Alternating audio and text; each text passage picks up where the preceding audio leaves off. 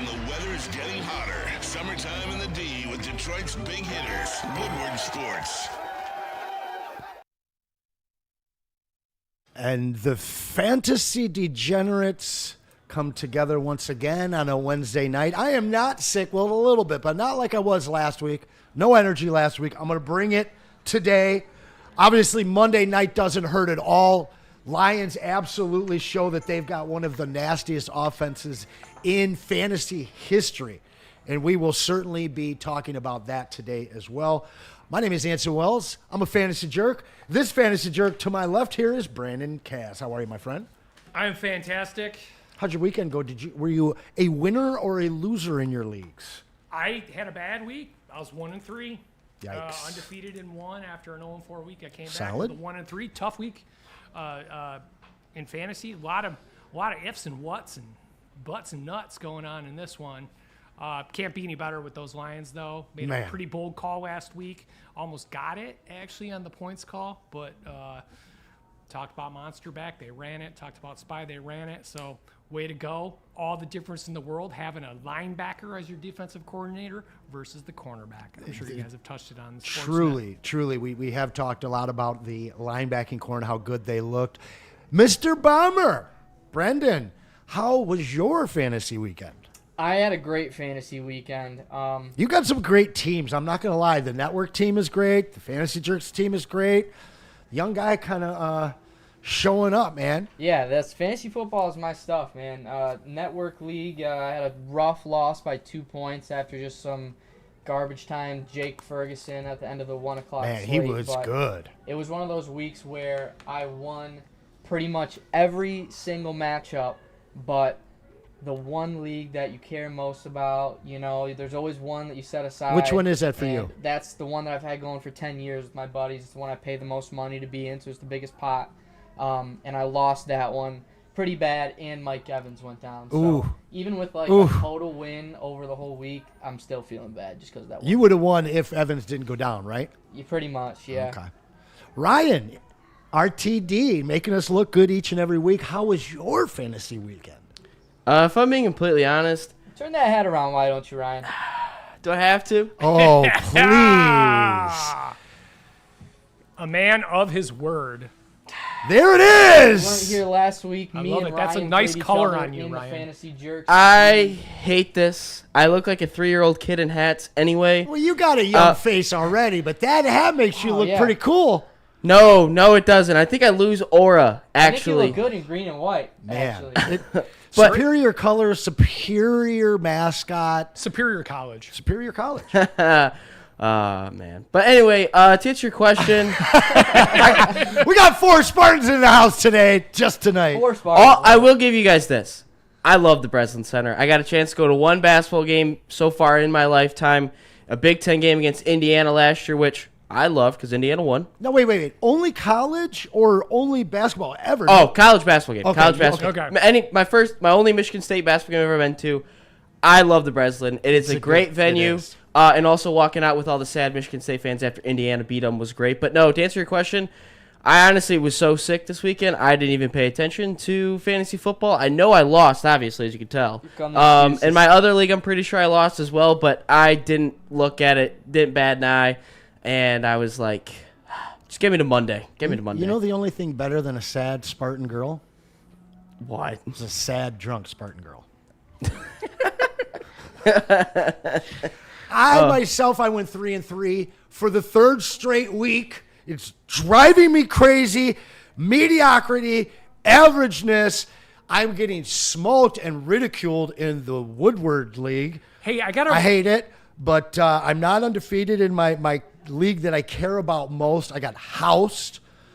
It's a frustrating year so far. So I'm just remembering a story, Anson. You and I were together at freshman year, and a girl from your high school, not going to name names. Oh. Okay, and no, not who you're thinking. I went to visit her at her sorority, and some of her sisters came in, and I had to hide under her bed around this time of year for something like 5 hours. We talking about a Holden? No. I've been in Holden I'll fill Hall you in before. later. Oh, I want to hear this story. Well, we got some stories about fantasy. But her friend, the sorority girl, came in and she's crying and like she can't let I'm not supposed to be there in the first place. Did you console her? I was stuck under that bed for 5 hours until I was told it was okay to leave. Hey, everyone's got great college stories. Not, what can I not say? the story ending I was hoping for, but hopefully we will provide all of you guys the fantasy ending that you are hoping for. Of course, we are Not joined, a fantasy ending that night. We are powered by fantasy, but no, it was not the fantasy ending. We are powered by fantasypoints.com, the premier analytics fantasy website in the world, in my opinion. And you can save yourself 10% off if you want to get the advantage over everybody in your league. You can get that plan. Again, just enter Woodward in when you are checking out, and you will get hooked up with, honestly, just so many tools to separate yourself from the fantasy pack. I use that matchups every week. I love the offensive line ratings constantly being updated, constant player rankings updates. It's a real tool set. Yeah, it truly is. It's a tool set for all the fantasy To tools de-pants your league. out there. To de-pants your league. Not painting good pictures here. Speaking of not wearing pants, there will be some guys not wearing football pants come this weekend. We are going to start things off with the most impactful injuries and what it means to you and your team, who you're going to start, who you're going to sit because of it, and maybe there's somebody still on your waiver wire that you overlook. We're going to start off with the biggest name out there, C.D. Lamb, probably going to be out maybe a month. And we already know George Pickens is the guy there. At this point, he showed it over the weekend, had a week that would help you win your matchups as the number one there. The guys I want to focus in on is a Mr. Tolbert and a Mr. Turpin. Out of those two guys, which one do you gentlemen think that you need to be adding to your team? It's Tolbert, judging by the routes and targets moving from last week. I honestly think that there's a chance that Tolbert produces at a decent like what percentage. Pickens did for the first couple weeks. Yeah, and I actually am not, and I know he's the number one there now, but typically Pickens has not been fantastic as a number one. I think that CD actually helps him. Yeah, but we'll see. But and I agree with that because he never had any help in the receiving core in Pittsburgh, but he also never had a good arm thrown in the ball. I do think that Dak is going to keep Pickens fantasy relevant, and in for deeper leagues, I do believe in Jalen Tolbert. I believe this is his third year in the league, maybe fourth. But he's a talented young guy that just is kind of buried behind Brandon Cooks as a number two there, a couple of other guys that were the number two there. He's going to have an opportunity of this next month to really show what he's made of. He is. So late bloomers in college can sometimes be late bloomers in the pros. Yep. And he's at that period within a young guy's career that it's kind of make it or break. He's playing for his next contract, but more importantly, he could be playing in your lineups and deep leagues. And he's a guy that can go out that's on many waiver wires right now. You could grab, and if he hits, I mean, Dak needs a number two. So we'll see. Honestly, I think this weekend everybody's going to go and grab Jalen Tolbert after this weekend because he's going to catch. Especially after watching the show. Yeah, he's going to. There you go. He's going to have 6 catches for at least 50 yards. Could be 80 yards. Could filter in a touchdown there. But you have to consider Dak's number 2 target. On to Mr. Mike Evans. I'm going to ask you, Brendan, where are you at in this one? I know Brandon is a Sterling Shepard guy. We also looked, and it looks like Chris Godwin He practiced this today. I may not be a Shepard guy anymore. Okay, so where are you at on that one? We obviously heard you lost him in your main league.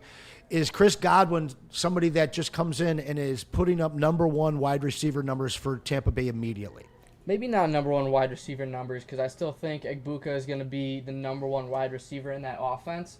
I still think even with the familiarity that Baker has with Godwin. I think Baker himself has said he loves Egbuka and loves what he sees from him so far. He's been feeding him even with Mike Evans there. I think Godwin coming back will only help Egbuka take those matchups, cornerback matchups, off of him. Just like, I mean, if Mike Evans wasn't there against the Texans and he had Stingley on him, Egbuka might have not had the game that he did against the Texans. So yeah, it's good for Egbuka to have another wide receiver taking some of that coverage off. I did pick up Shepard in a few leagues that I lost Mike Evans in, because I did not know Godwin would be back this quick. He might be a good start in a pinch if you need him for this week, but I would still somebody who has Godwin right now doesn't really know what's going on. Are you waiting a week? You might be able to nab him. Are you waiting? But if let's say he's on your team, and you kind of have a conundrum in that last flex spot, Terry McLaurin. Do you have enough confidence in his history with Baker, despite coming off an injury, maybe having a snap count on? Are you willing to put this guy in your lineup first week back? I am, because of the matchup with Philly. Philly has been giving up a lot of points to wide receivers, and they're the type of team that could give up a big game to Godwin or just at least a touchdown and keep you in the week. It just really feels like that game's going over 43.5 points. Both teams are scoring points. Both and teams they usually are just have premier Philly's number offenses. too, the Bucks. You could. Yeah, exactly. I think this is a situation where you're probably going to want to start all your players from those teams. It feels like because that could be a. We'll get to. We will get to that matchup. That's one of the more intriguing matchups on this weekend slate. Moving on to our Minnesota mates in the North Division. Aaron Jones goes down. This is something I think a lot of people were expecting at some point. A guy that's never really been an absolute picture of health. Last year he missed a little bit of time, but Mason, another guy, 13 missed games in his first 3 seasons, but looked every bit the part of a number 1 running back when Aaron Jones went down. I guess my question is, are you trading for this guy? He just got moved for a number 1 pick in our Dynasty League. Damn. Which I hate. I hate that trade. I gave Ricky hell about it. And my thing is, this is a guy that is going to be starting and winning games for you for a month. But when Aaron Jones comes back, it's kind of like you have 2 Charbonnets on your team all of a sudden. I don't trust Aaron Jones enough to be excited about starting him with Mason. And when Aaron Jones is back, I'm not excited enough about Mason to be starting him as well. Where are you at with that? My thing with Mason has always been he's not great in the passing game. He doesn't command targets. Maybe that all changes. In Dynasty, I don't hate it because it depends where Ricky's going to be picking. He gets him for this year and next year, and he gave up a 5-year rookie that he'd probably be picking in between 9 and 12. Yeah, but it depends on his build because if Egbuka he needs a second went run, 10. Yeah. 5 years of Egbuka or 2 I got years of Egbuka Jordan at Mason. 12, yeah. Oh, 5 years of Ibuka. Well, and that's the thing is where he's picking is going to be he's got one of the better teams, top 4 team, I think. So he's going to be picking 9, 10, 11, 12.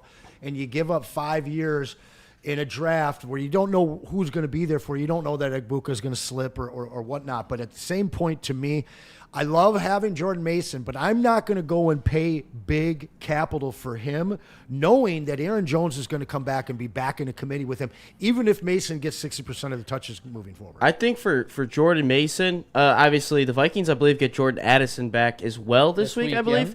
And, again, that can open up running lanes. You have 2 really, really good wide receivers. It kind of depends. Carson Wentz getting to him. But I would take Mason, not for a first-rounder, but if I could give up like a 5th, Chris 6th, Godwin for him? Yeah, I would do that. I would absolutely do that for Chris I Godwin. would giving up a Mason second-round pick to do that. If you're picking around 20, 21, 22, 23, 24, that I don't have an issue with. The number 1 was too expensive for me. I do want to bring up 2 names, Cam Akers and Xavier Scott, the rookie. It's going to be curious to see which one of these 2 gets more work behind him. I have a Pretty even cut last week. Yeah, but I have a suspicion that they trust Cam Akers at this point. And to be quite honest with you, I'm not inspired health-wise when it comes to Jordan Mason. Cam Akers might not sit on the waiver wire too long. Yeah, I advised you pick him up last week. You did. I thought it was too early, but you hit the nail on the head with that one. With that being said, I don't like from what I saw of Xavier Scott.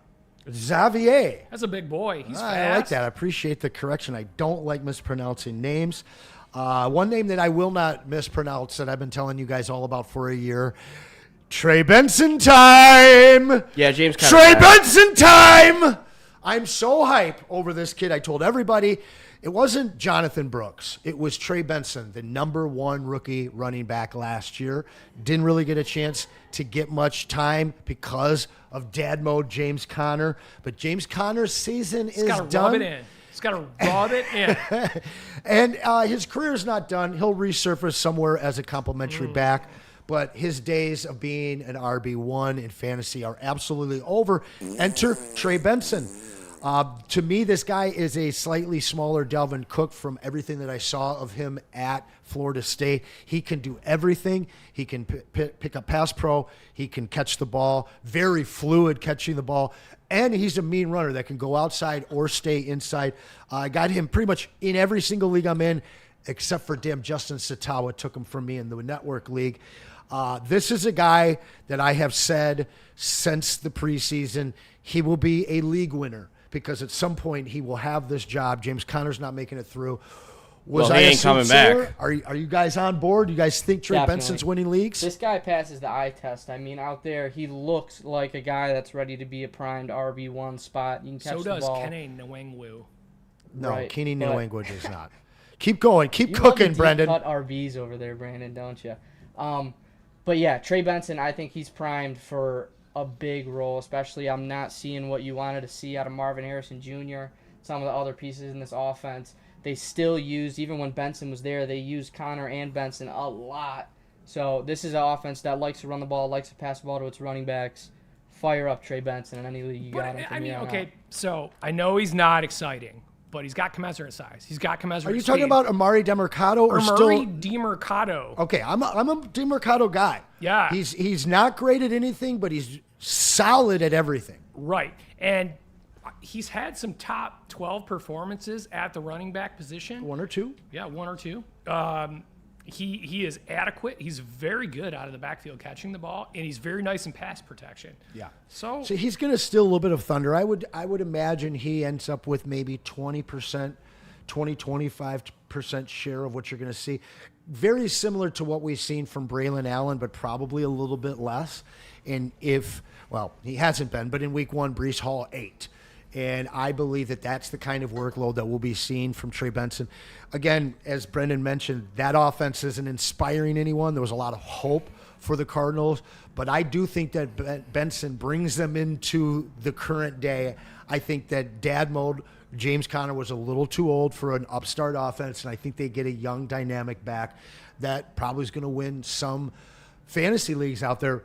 If I am you, I am going out and finding the Trey Benson owner and getting him before he goes off this weekend. And I'm going to say it, that the only player I'm interested on the Arizona Cardinals Trey McBride? is Trey McBride. I don't care about anybody else. Okay. That's a fair take. Kyler might suck, but could be a lot of carries from Mr. Kyler Trey. blows. I think Trey Benson is going to be a fun one to own, but Najee Harris went down over there in not San Diego, not Black's Beach, but the Los Angeles Chargers. Who coaches the Chargers, by the way? I don't know, some cheater. Anyway, National champion? asterisk. So anyway, I would have to say that Najee Harris going down isn't a big deal. He got hurt with a firework incident in his eye before the season started. So nobody was really planning on him being much other than something that stood in Marion Hampton's way to being that true number one. I'd have to tell you the most disappointing thing about Jim Harbaugh and his lack of commitment to a good pair of khakis. He's got full synthetic nowadays. He looks like a bitch. Whoa. Go back to your Walmart khakis, bro. You're talking to a national champion. Go back to your Walmart khakis. I hear something over here, guys, but he's got a Spartan hat on, so I don't understand him. But listen, when it comes to the Chargers, the cheater known as Jim Harbaugh, he's committed to a ground game. He's committed to Joe Alt. He's committed to steamrolling offensive line play, and O'Marion looks like the guy. However, if something happens to O'Marion, because he's going to be getting a big boy's workload for the first time coming out of college, they are putting everything on him. Without Najee Harris now, the onus will be on O'Marion. Real quick, where is a big boy? Like you said, big boy, I want a big boy hamburger right now. Elias Aren't, Brothers. I think they're closing down a lot. They are closing down quite a This bit. just in, big boy is closing down. This just in, head on over to Buddy's Pizza for their Smash Burger Detroit recipe. One of the best I burgers have in not town. had that. You got to try it, buddy. But we are talking running backs in in Los Angeles. And I don't love Kamani Vidal or Hassan. Passes the Michigan eye test, though. Haskins. But listen, Size, if something speed. happens to O'Marion Hampton, either one or both of these guys will be relevant in fantasy. And I just think it's important 100%. for guys to know, because you plug any running back on this offense with that offensive line, with Harbaugh's mentality, and I think you're going to have a top 20 back at the very least. You're going to have an RB2. Yeah, but nothing's going to happen to Omari and Hampton. Well, we should hope not.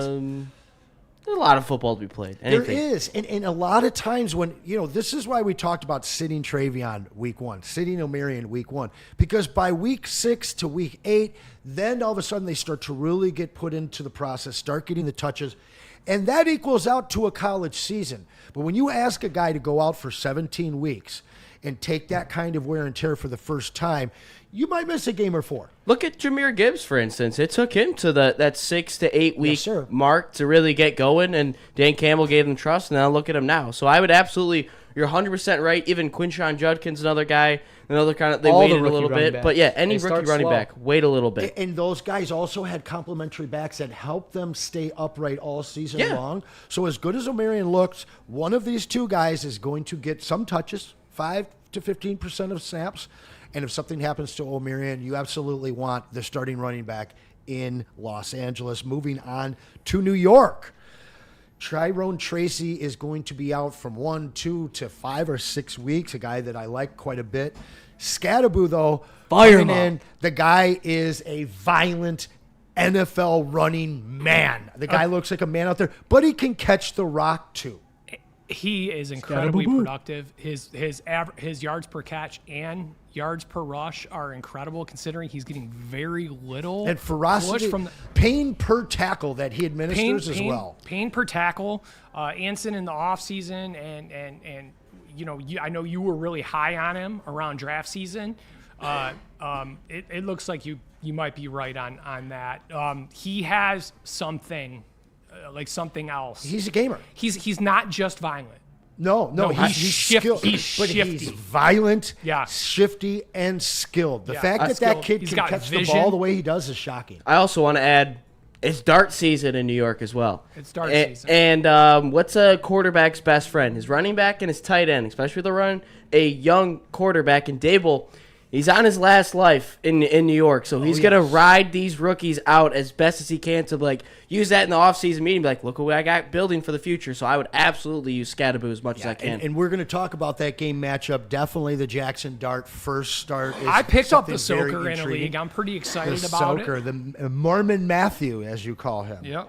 So the question I have, though, is for the points that Ryan just made and the fact that, Tyrone is going to miss at least a third of the season, it sounds like.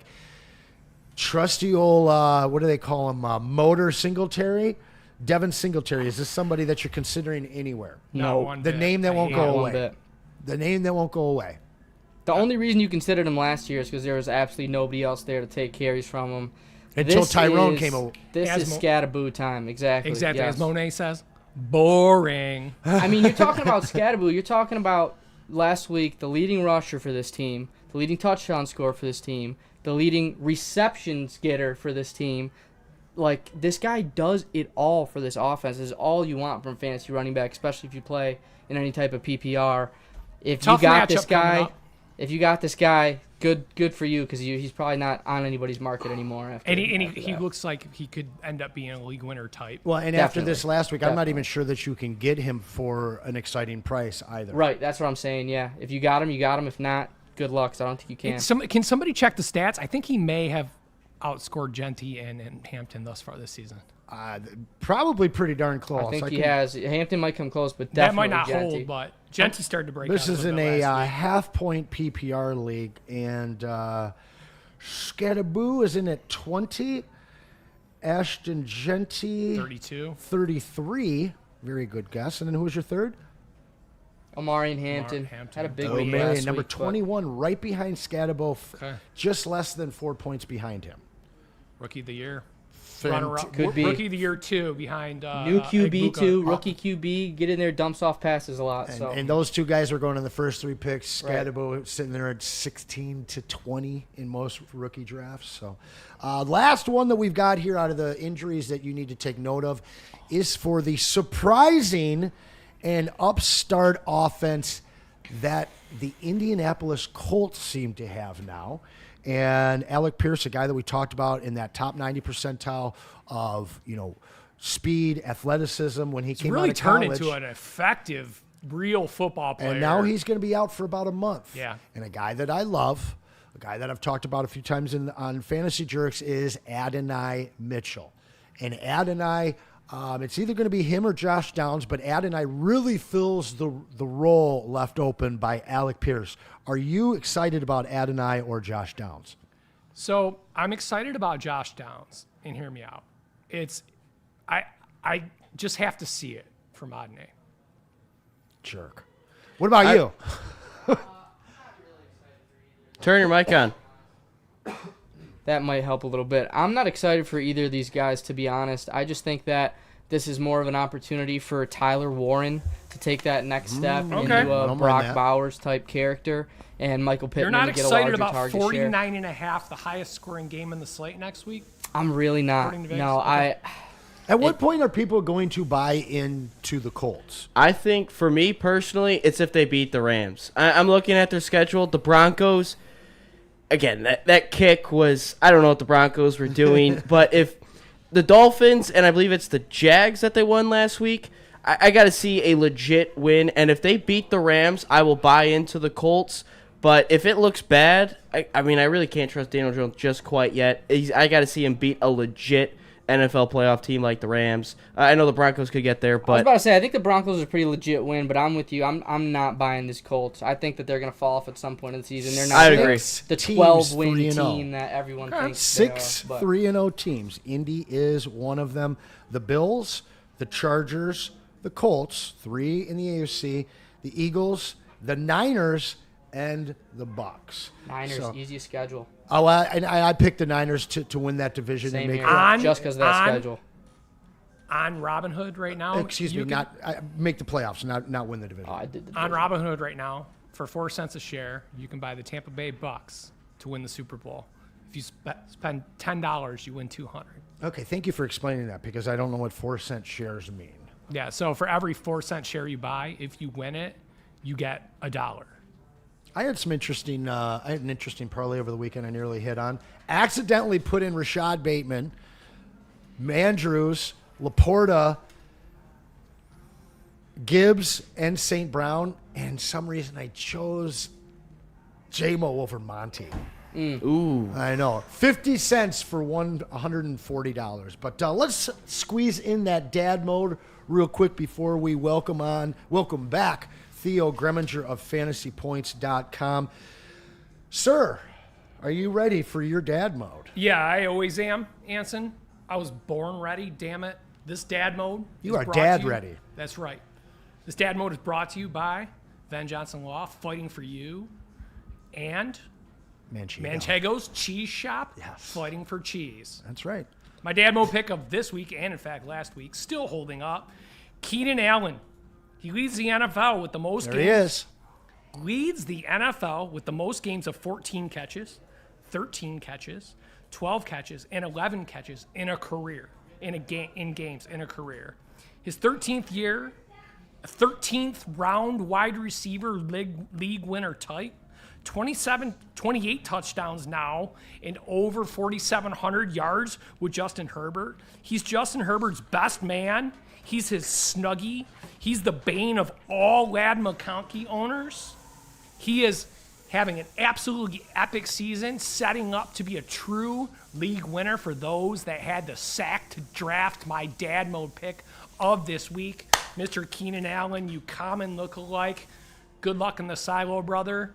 Take it easy this week. He does look like Common. He does. We got a question in the chat before we get to Theo related to Keenan Allen. Would you trade Keenan Allen for Tedero McMillan or Brian Thomas Jr.? Would I trade him for either? Yes. Yes. Yes, because both those guys are going to get better. At the same point, though, I've been talking to Keenan Allen up since before the season, during the season. He's number in half PPR leagues. Do you know what number he sits at wide receiver? 15? 8. Wow. Jesus. He's 8. Now, he's only getting 65% of snaps. It's still Ladd, and it's still QJ getting the majority of the on-field work. But when he gets out there, Justin Herbert remembers his number one wide receiver. This is He's a Travis always Kelce open. Mahomes connection Yeah. where on any type of broken play, Keenan knows where to go. You saw it on the touchdown from last week. Probably the best throw of the year so far from Justin Herbert. that's beautiful. And on any broken play, it's going to go to Keenan. Keenan and him are on the same wavelength. I thought Keenan might have been a fluke, but I don't think he is. I think he's legit. You know, Ted, I think, will only get better as the season goes on. My concern with BTJ, a guy that I did just pick up on the cheap. God, do we have to have concerns with BTJ? Well, I'm we're just gonna pretending I don't hear this. We're gonna get No, into it. no, Well, wait no. a second though. Look at what he did with T-Law as his quarterback, and then look at what he did with Mac Jones. He was an all-world wide receiver with Mac Jones. He started to break out a little bit towards the end of the last game. Had a big catch. Trevor Lawrence does not put his wide receivers in very good positions. And God, Mr. Hospital Ball. Man, there's two other quarterbacks less efficient than Trevor Lawrence right now. Joe Flacco and guess who?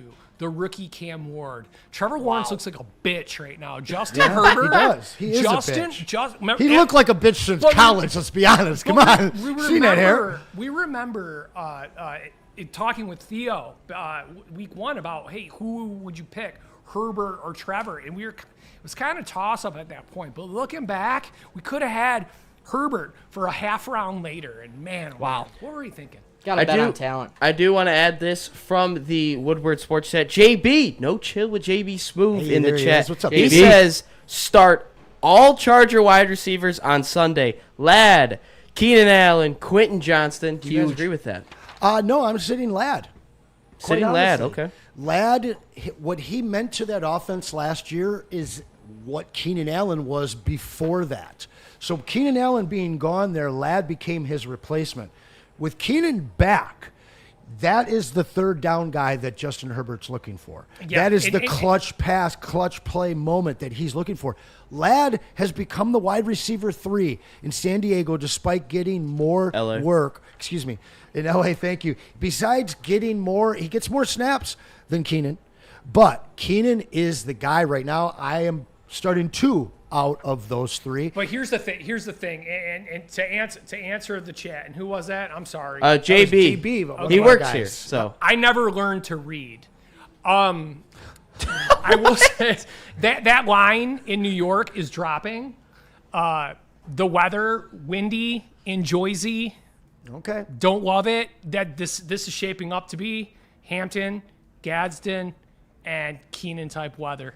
I had no idea where he was going with that one. Yeah, to be completely honest. he is talking about that Los Angeles Chargers game at the Giants, which we will discuss a little bit more. Theo is stuck in some traffic right now, so I got one more question from the yeah, chat let's then. keep let's keep the So- real quick though. Before we get to that, I want to come back to the last question because we didn't fully answer it. Go ahead.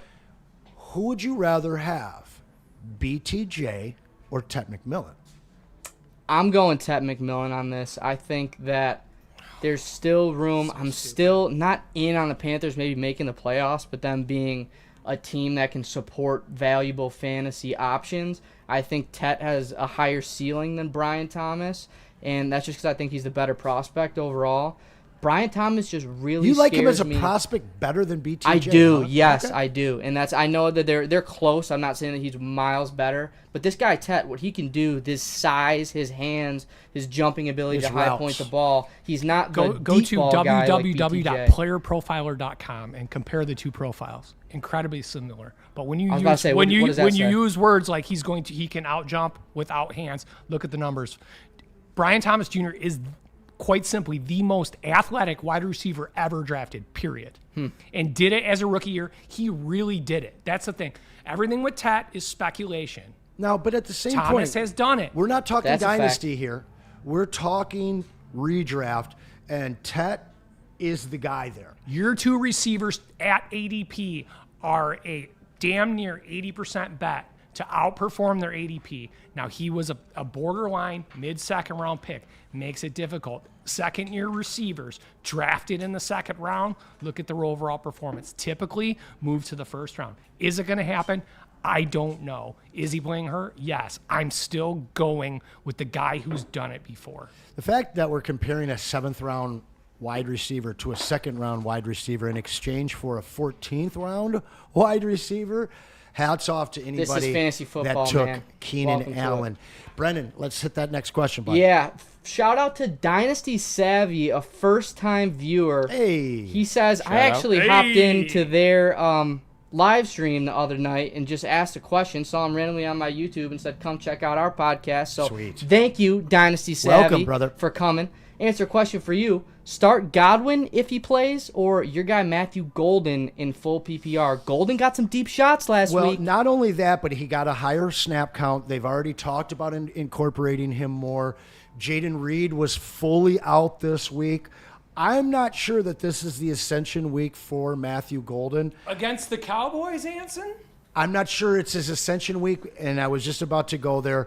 If there's a team that you're going to take a chance on, it's a team that can't defend, it's a team that can't pressure the quarterback, and it's a team that is hemorrhaging points to wide receivers, and that is the Dallas Cowgirls. Man, with Mike Evans out, though, and to me, it's the same type of deal. Baker to Godwin is so similar to Herbert to Keenan, because you might not be that big guy that can win the jump ball, but he's consistent and you can depend on him. I would not be surprised to see Godwin have the better day. But I would also not surprised because, like, the surgery that he had, the injury that he had is The bad. snap count And I is the know biggest he's concern. practicing, but from what But they need him, though. They have to have him. do they? Yeah. I think playing, they do. They're playing Philly. Mm-hmm. Okay. The game is at home. They're firing on all cylinders. Shepard looks fine. I'm not saying Who are you starting? I'm starting Golden this week. Who are you starting? I'm going to have to go with Golden as well. Just because he's the guy, I think I saw some deeper targets for him where exactly. he can catch that 50-yard touchdown to, on one play, give you 15 points and have a great fantasy week. 5 carries over the last 3 weeks or 2 weeks Green as well. Bay last week by putting too high, running nickel, and just rushing 4 against those that guys. offense looked pretty poor. Cleveland's defensive line can rush 4, by the way. Their defensive line might be the best in the league. Understand, not to But- take anything away from a guy that said, I believe I've said, I'm now going to be the third show, what if Kevin Stefanski is actually a good coach? He was over I the guess, weekend. Right? Okay, so, We still haven't figured it out yet. and I will say this, that Green Bay had to learn a lesson from there. That's a smart coach. I believe that's a smart quarterback. And that's generally a solid offense. What they should have learned is there's a reason why they drafted Jonathan Golden. Oh, and you guys know I'm very bullish. What's his middle name? I don't know. Okay. Well, we'll find that out. We'll get back to you, I'm very everybody. For the bullish on folks at him, home. and I do love this little window that he has before Christian Watson's returning. Obviously, Jaden Reed is out now. They kind of have Christian to go Watson to blows. this kid. He also got 3 carries this last week, 2 carries the week before. So he is absolutely guaranteed to be used in this game and schemed for. I just think that 3-0 versus 3-0 Eagles Bucks matchup. What a matchup. It is going to be a hell of a matchup, and I think the Bucks are hell bent on being a Super Bowl team this year, and Godwin will be a major player in that game. I'm expecting a big game from your boy, Cade, from Otten. In Cade Otten. K-Dot, and again, we'll get to this game. Tez Johnson. You know what? Let's just jump All right right, to this yeah, game. yeah. Theo is stuck in that Manhattan traffic. He will get He to is us. The not. chats are he flowing just hit us too, up? so Yeah, I can see him right in the. He's smiling and everything. He can. Yep, Fantastic. he's in All right. there. We will talk We'll get about back to your chats all as of well. those 16 games after we talk with Theo Greminger, fantasypoints.com. The Born Identity is back. What's up, buddy? We're back in the mix, 5 minutes late, but we're here. We're here, ready to rock, ready to talk week 4. You guys are much happier than the last time we talked when you guys were like really tilting about the Lions. Now the Lions, they go win. That game was unbelievable. Obviously the Chicago game was fantastic, but the Baltimore game, that was a real pleasure to watch. And I think that the Lions are completely back on track. Yeah, Damn straight. It really, really feels that way, and that's where we're going to start off. Is this Detroit Lions offense the safest offense in fantasy football? I think they're there. I mean, Amon-Ra St. Brown is about as safe as it gets right now. 34.8% air yard share on the season, 25.3% target share on the year. Amon-Ra is completely locked in. Sam Laporta is pretty locked in. I mean, in terms of a floor play at the tight end position. Running back wise, Jahmyr Gibbs, top three running back in fantasy. I think rest of the way, really a top-notch option. And David Montgomery just kind of showed why he has to be in your lineup, in your flex spot. Certain games are going to tilt and be David Montgomery weeks. The one guy who is concerning is Jameson Williams, where it's tilting. Jameson Williams only has a 12.6% target share on the season. There's just not enough there. And the air yards, where it would be one thing if it was all like crazy amount of air yards, his air yards are at 32%. So that's decent, but it's not good enough to support a player with like a 12.6%. We'd love to see Jameson Williams get up to like an 18, 19% target share. So he's really the one that you can keep sort of out of your lineups at this point. But everybody else completely locked in, and Detroit looks like Detroit again. Tell us about Jared Goff before we get beyond those top 5-6 guys here, because him and Jameson are about the only guys that you can't say smash start, have to start. Well, Jared Goff's pretty easy. Games where you're indoors, games at home, roll with Jared Goff. And if you could, it's a kind of quarterback that for fantasy managers, really you could carry like two quarterbacks. Jared Goff was at the time, like there's a lot of Jared Goff builds where it's Jared Goff with another fantasy viable quarterback, a Drake May, a Justin Fields. There's teams like that. There's probably some Justin Herbert, Jared Goff teams out there because Goff was so cheap this past offseason. But, you can really kind of set your watch to it. The good matchups and the indoor environments, Jared Goff always has had better splits indoors than outdoors, and he gets to play in this fantastic home field environment in Detroit. And then there's also going to be other games on the road where they tilt towards Jared Goff. Now, do you want to use him this week against Cleveland? That Cleveland defense is really, really tough. If you have an option to sort of pivot, I wouldn't blame you. But he's solid. It's a sum of the parts, and Jared Goff is going to put up some big spike weeks. We saw what happened in that Chicago game. Jared Goff is fine. For this particular week, I'm looking to pivot. I think that this Cleveland defense, you're looking to sort of stay away from. We saw what they're capable of. It's an impactful defense with a lot of playmakers across the board. I think Detroit's going to handle Cleveland. I think Detroit defense is a real play this week for fantasy managers looking to get an edge. I put some waiver wire claims in for the Lions defense myself against Flacco, but I don't think this is necessarily going to be a game you want to use Goff. I think you pivot away from him this week. Okay, but how about this? All right, so they clearly saw, and Theo, I don't know how much you saw from our last segment. Good to see you again, by the way, buddy. I'm glad you can make it. Yeah. I think it's a JMO week.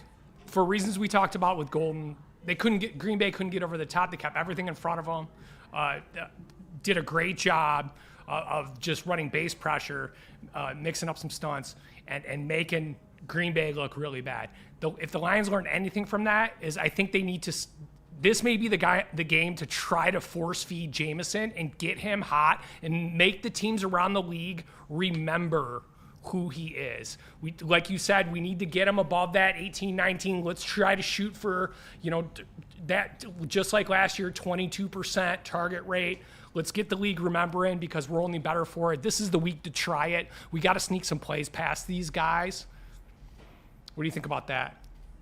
Well, I think, if it's not this week, you've got the Bengals on the road October 5th, which love could Ohio. be like a We love the state of 30-point Ohio. Jameson. No, we don't. You could just see it where it's a Jameson Williams is on everyone's benches against the Bengals, and then he has like 35 points. That sort of thing happens in fantasy. I think it's fine. I mean, I heard you guys talking a little bit in the before I jumped on about Matthew Golden, and Matthew Golden, he had 4 catches against this Browns defense, and one of them he ran out of bounds. It looked like he had a lot of space in front of him, and it was just sort of like I don't know what was going through his head on that one, especially with his elite speed. It looked like he could have gained 30 plus yards on it and maybe misjudged where he was at on the field or something like that. But yeah, I think that you can make a case for Jameson. I mean, Jameson, it all comes down to are you chasing a ceiling with your flex play, with your wide receiver 3 play? If you're chasing a ceiling, 100%. Jameson, you get him in your lineup. If it's a situation where maybe you're a huge favorite this week and you just need a guy who can get you through with 12, 13 points, then sometimes you can pivot off of him. You know your roster better than we do. Jameson is the kind of player who can get it done with 1 or 2 touches like we saw in that Chicago game. But yeah, I'm just concerned about the target share. The coach speak we saw during the preseason with John Morton hasn't necessarily translated. I have a ton of Jameson Williams. I will be using him in a couple of spots this week against Cleveland, but I don't necessarily feel as super, super excited about it. Yeah, I have 0 shares of JMO, and it's because of the feast or famine thing. He's on my bench when he blows up. He's in the game when he gets 2 catches for 23 yards. That being said, Brandon and I, we were throwing around some names, some great teams. My question for you is what fantasy offenses of the past would you compare this Lions team to? Because to me, there are 6 guys that should and could find their way into your lineup. The 2 least being J-Mo and maybe Jared Goff. But between Amon-Ra, between the running backs, between Laporta, and then, again, J-Mo and Jared Goff, there's very few teams in my 25-plus years of playing fantasy that I could say stand in the same company as what we're seeing from this Lions offense for 2+ years now. Yeah, I mean, it's hard to compare it. I would say you're trying to search for historical parallels. It's the John Morton offense is starting to look like the Ben Johnson offense, especially with David Montgomery running wild against Baltimore. I think it's really the Ben Johnson offense with the threat of Isaac Tesla developing over the course of the season, and maybe they ramp up his utilization just a little bit because he's a really, really talented player. So yeah, there's not so much change here. Morton, there was a lot of fear in the marketplace after that Green Bay game, where that was just a demoralizing one. But to hang 38 points on Baltimore on the road a week after you hung 52 on Chicago, this Cleveland game's an interesting one though, because again, it's in Detroit, but I think Cleveland's got a really, really fun defense. So if they come out and they put another 30 plus on Cleveland, then you're really, really talking, because you've got a couple of games coming up in the weeks after that could be real shootout environments. The Bengals game could be a hang whatever number you want on them type game. And then that Tampa Bay game on October 20th, that's the really, really fun one. Oh, yeah. That one right there you want to circle. Baker Mayfield, he's got like that. There's like a little bit of Baker magic this year. They're 3-0. 2 of their games were won in like the final moments. And Mike Evans goes down with the injury. They get Chris Godwin back the same week. I mean, everything sort of like is coming up Baker. They get Tristan Wirfs back this week. So the offensive line is going to be in a better shape by the time that they play against Detroit. And I heard you guys talking about Tampa Bay like having Super Bowl aspirations. I think they're there. I think they view themselves as such, where they've been in the playoffs multiple years. They've had some success in the playoffs. All of their games have been close. Could they take the next step forward? I like that LA Rams team, though. Even though they lost to Philly, I think LA, if you're looking for other teams that are going to be real competition down the line for teams like Detroit, like Green Bay, I think it's going to be that LA Rams team. There's just something about them. I know they had a big lead against Philly and they gave it up, but there were still so many positives there, and they are just so locked in right now. The 2 wide receivers they have give them such an edge offensively. They're very similar to what we saw last year in Cincinnati, where it was like Jamar Chase and T. Higgins when T. Higgins was healthy, except they have a little bit way better defense than what Cincinnati had last year. So I think LA is capable of, and they're capable of beating you different ways this year. Blake Corum coming onto his own is sort of a backup running back there. Kyron Williams, I think you've downgraded him just a little bit as a fantasy asset, but he's still locked in.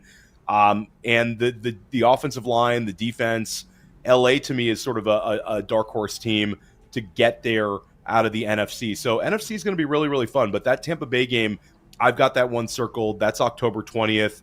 Obviously, the Minnesota game is going to be big for you guys the following week. And then, hey, you go into Washington, the rematch of the NFC Championship game, which I'm sure Lions fans really, really want to get revenge in that one. So, and then it doesn't get it easier. You go to Philly afterwards. So Lions have a really, it's like a made-for-TV type schedule early in the year. It's absolutely a wild schedule, and we know the Rams well here in Detroit. In fact, I might have to send you one of our Boo Dem Kids shirts back from when Stafford came back to Ford Field, and we booed the hell out of that whole family. But I know Brandon's got some questions for you. Theo, the only real comparison, I think we had one that was pretty close, but then I had to go a little bit deeper. I was thinking Tampa in their Super Bowl run with Brady. You had Evans, Godwin, Gronk, Lambo Lenny, Antonio Brown. And Antonio Brown as Shout guys you out could start. Antonio Brown. But to go even deeper, I think I had to go back to Indy with Peyton, with Dallas with Clark, Edge, Dallas Clark, Wedgie Harrison, Wedgie Rain, and Brandon Stokely. That was another one. Stokely I think had some. That's a great one. I'd say also the Denver Broncos were right there where they had Demaryius Thomas, Marshall, Eric Decker, Julius Thomas. I mean, they had a ton of guys. Yeah, it's the forgot about him. Julius Thomas. Yeah, they had the monster Did they year have where Marshall Julius when Thomas they had Demarius? Brandon Marshall? Yeah. No. Emmanuel Sanders? No, it was It was Emmanuel Sanders. Yeah. It was Emmanuel Sanders, and all three of the wide receivers got there. And then Julius Thomas had that crazy Eric year Decker. where he Oh, had a yeah, touchdown remember catches. Oh, and Decker? I forgot about Eric Decker. And no Was it Sean Wes Welker there for a Marino. second? Oh, Sean No, Marino. Wes Welker was a Bronco. No Sean Marino though had like a top 5 running back season that same year. Craziest So crying that moment of all team time. was wild. The name of my fantasy football team that year was Peyton Manning's neck. Yes, it was. I do remember that. And that's another Got a team lot of neck. that I would go. A lot of neck. The one team that I would go back to before that would be the Greatest Show on Turf with Bruce and Holt and obviously Marshall Faulk and then the Marcus the Power. Who Grocer. was the tight end? We couldn't remember that. You remember the tight end of that Rams team? I don't think it didn't matter mattered. that much on that. Yeah, it was, Tight ends were it too was slow very for wide that receiver offense. They kept all wideouts out there. But tell us some things that you're seeing around the league right now. Maybe some things that people are glancing over. Some players that are sitting on the waivers, possibly still. Somebody that people aren't thinking about starting, but you absolutely have to get in. Give us the stuff we're missing, Theo.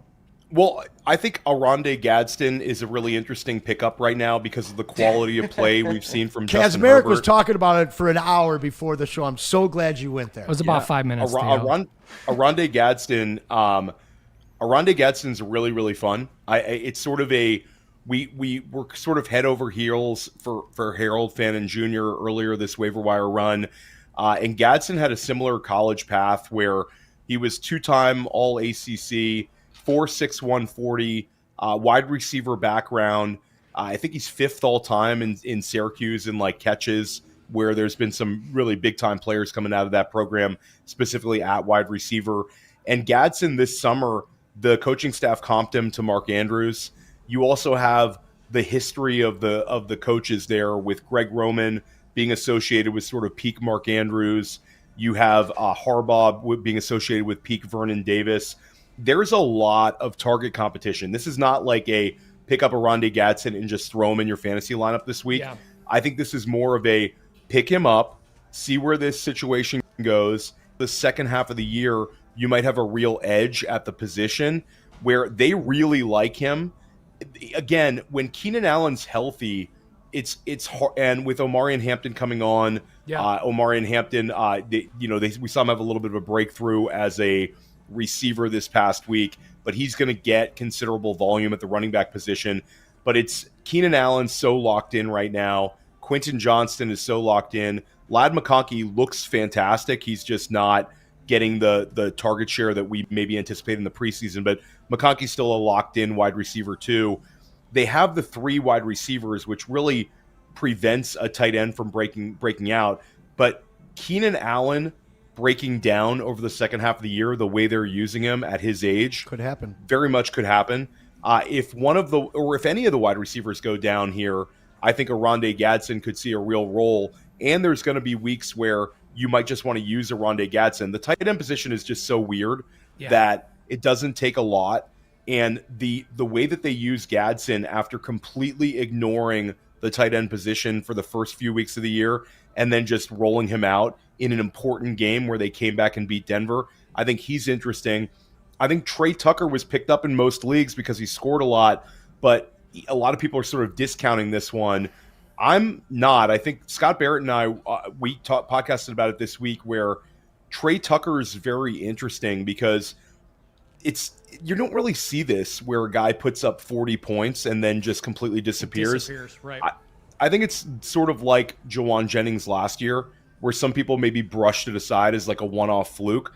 But when it comes to Trey Tucker, if a guy was going to have a one-off fluke, it would be sort of a 40% snap rate guy who just happens to get 80. loose on. Yeah, and Tucker's 80 every week. Yep. It's been like 19 out of his last 20 games. He's had 80 plus snaps. So he's on the field all the time. And I like Jacoby Myers. He's been a very useful fantasy player, but Jacoby Myers is not some true alpha. He's more of an opportunistic wide receiver one than a real wide receiver one from like the alpha sense of the word. So Trey Tucker, he's playing the Tyler Lockett role, right? Yeah. Like that's like he's got Chip playing that, like a very similar athlete, more the size of Ty Hill. I was a year early on Tucker. Probably should have went back to the well this year in Dynasty with it. What did manage to get him in a league. But yeah, I'm excited about Tucker too. The other thing is Geno Smith just loves wideouts. Yeah. He doesn't really incorporate tight ends. He didn't do it in Seattle. He's not doing it right now with Brock Bowers. And honestly, like I keep telling the guys, I don't know if I'd start Jacoby Myers after week 1, after week 2. At this point, you kind of have to get both guys in your lineup if you have either one of them. Well, with Tucker also, like, he's got the elite speed. And there was a throwaway quote from Geno this offseason where everybody was sort of made fun of the quote. But Geno Smith said he's Santana Moss. And everybody's like, what are you talking about? But like Geno obviously thinks very highly of Trey Tucker. So I think he's very, very interesting. I think if you're in a super, super, super deep league right now and you're looking for a guy who can maybe have a spot start this week, I think Parker Washington is interesting because I think the coaching staff likes him. We don't know necessarily what's going on with the wrist of Brian Thomas Jr. Brian Thomas Jr. is a whole segment where Scott Barrett and I talked about it. Is it a Shane Waldron thing? Is it a Trevor Lawrence thing? Is it a Brian Thomas Jr. sort of avoiding contact because of the injury thing? It's not working right now with BTJ. We saw BTJ with the 12 targets in week 2, regression this past week, but that's not working. Now you have Diami Brown banged up. I think Washington would end up being a player that sees extensive time in the slot. Trevor Lawrence seems to like him. Liam Cohen seems to like him. And there's been like random Parker Washington games in the past. Now this is, again, know your league. This is not like Parker Washington is a top 20 player or anything. Sure. But if you're in a real jam, you're looking to get through this week, I think Parker Washington is an interesting one from like a floor play perspective. And I'm also interested in rostering Jackson Dart and seeing how this thing shakes out because Dart has mobility galore. And we've seen Daniel Jones in this Brian Dable offense. When Dable first got there, we saw Daniel Jones with a 700 rushing yard season in 2022. Dart had nearly 1,500 rushing yards in the SEC. He had 41 college starts. And I liken his situation a little bit to Drake May's last year, where Drake May had some fantasy viable weeks for us as a streamer. The difference is he's got Malik Neighbors too. Exactly. And I think you're going to see Dart having tunnel vision for Malik Neighbors. Like Scott Barrett and I talked about it on the School of Scott podcast. You can find that anywhere you get your pods. We sort of talked about who are the main candidates right now to be the wide receiver 1 overall.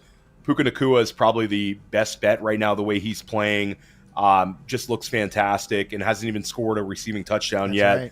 Right. Jackson Smith and Jigba is completely locked in. His role is fantastic. But Malik Neighbors, the Jackson Dart sort of bailout here, We already saw that week 2 performance from Malik Neighbors. Malik Neighbors is unbelievably talented. And if there is a connection between him and Dart, I don't really care about what the schedule is. He's going to go to Malik Neighbors over and over again.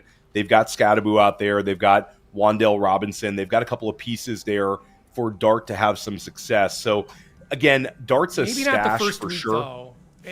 Oh, yeah, he's a stash. We might have some rain. I think the Gadsden week could happen this week. Like, they might have to be near the line of scrimmage. You're worried about that weather there. I'm worried about the weather a little bit. Yeah, and I could see this being a game that San Diego, the Chargers have to win ugly. Yeah, I can't wait to see the Dart start either. I know we're getting close to our time limit with you. There was actually 2 questions that directly apply to a bunch of what we've been talking about. The first one from one of our producers, JB. Shout out JB Smooth. Shout out. Can you start all 3 wide receivers for the Chargers? And if you can you rank the 3 of them? Oof, that's a tough one. Can I rank the 3 of them? I'm comfortable starting all of them. I think they're all sort of in the mid to low end wide receiver 2 range. Quentin Johnston is still probably the most attainable in your fantasy league because of his previous reputation. Sure. I picked him up in a dynasty league today. Wow. In a single QB dynasty league, I traded 2 seconds for him because I want to play catch up at Quentin Johnston. He looked really good. He looked really good against Patrick Surtain. So I think Quentin Johnston is locked in as like a ceiling play. It's still Ladd McConkey. If you had to pick one of them to like lead, I think it's still Ladd. All of the separation scores with Ladd, I think it's like the situation will even itself out as the season moves along, and Ladd McConkey will slightly lead them in fantasy scoring. Now, Ladd's not a winner at ADP, but Ladd is still really, really good. Keenan Allen, you just sort of ride the heater. If I had all 3 of them, I'd absolutely try to start all of them because they're all really locked in. They're all getting really good usage. The Oronde Gadsden situation could throw sort of a wrench into the thesis that you could use all of them. If Gadsden becomes like a 16% target share guy, then that could be really annoying for the wide receivers where it could start being like 2 producing and 1 not. Ladd I still believe in. I believe he was overdrafted. I believe he's not a true wide receiver 1, but I believe he's unbelievably talented. We saw what happened in the playoffs last year. Ladd is really, really good. And all of our separation metrics at fantasy points, we have the average separation score. Ladd is just through the roof as a separator. So there's going to be specific games where he puts up big time spike weeks. It was the same thing last year where the average separation score is a really predictive one for fantasy. If you're continually separating at a really, really high rate and it combines with a solid target share like Ladd and a solid first read rate like Ladd, it's almost like math. It's going to work out where there's going to be some spike weeks coming up. But yeah, I would start all of them. I think this is the Herbert MVP season. It's looking that way. Feels like it. And yeah, it feels like it. Everything's sort of going their way. 3-0 on the gauntlet. And we talk about schedules easing up a little bit. Schedules are easing up a little bit. There's going to be some weeks now where they get by Kansas City, they get by Denver, they win easily in Vegas. LA's sort of on this mission here. I think LA might be undefeated heading into the Indianapolis game, which I believe is week 7.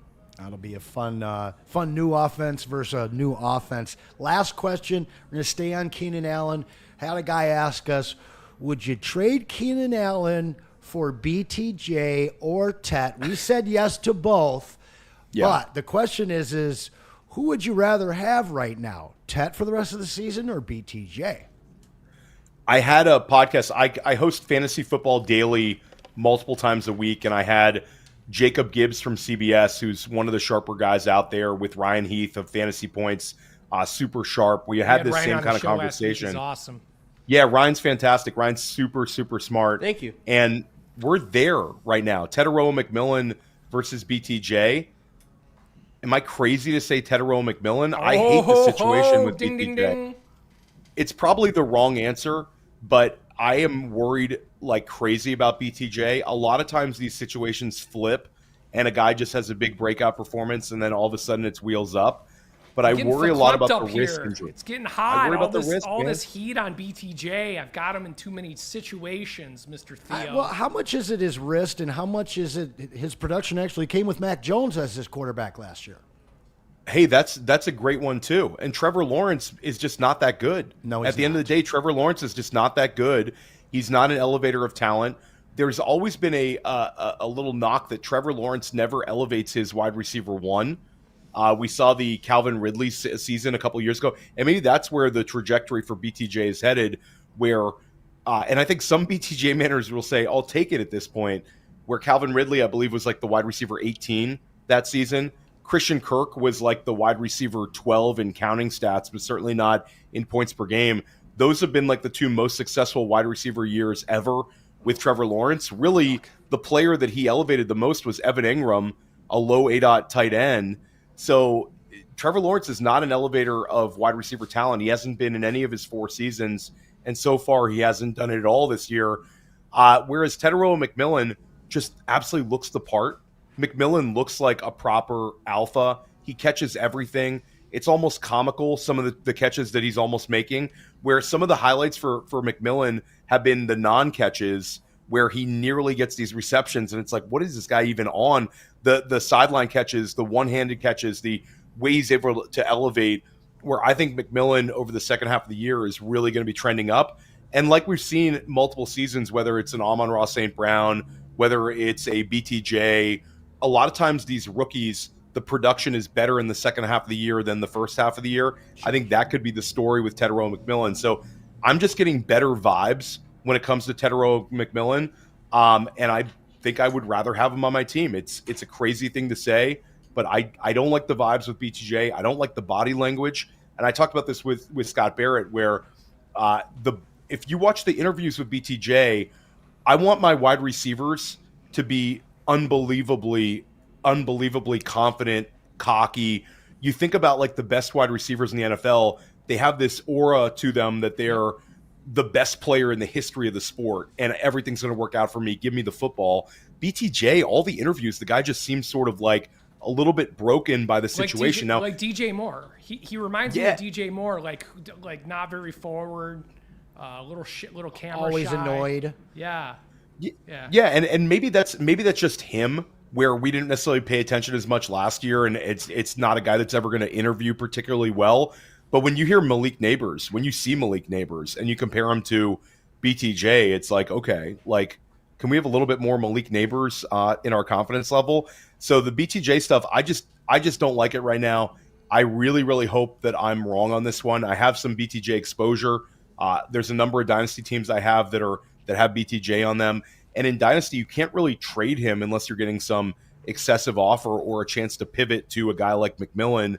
Those trades are not necessarily on the table right now for BTJ managers. Right. So you just sort of have to grin and bear it. On the flip side, BTJ, we've seen what peak BTJ can look like last year.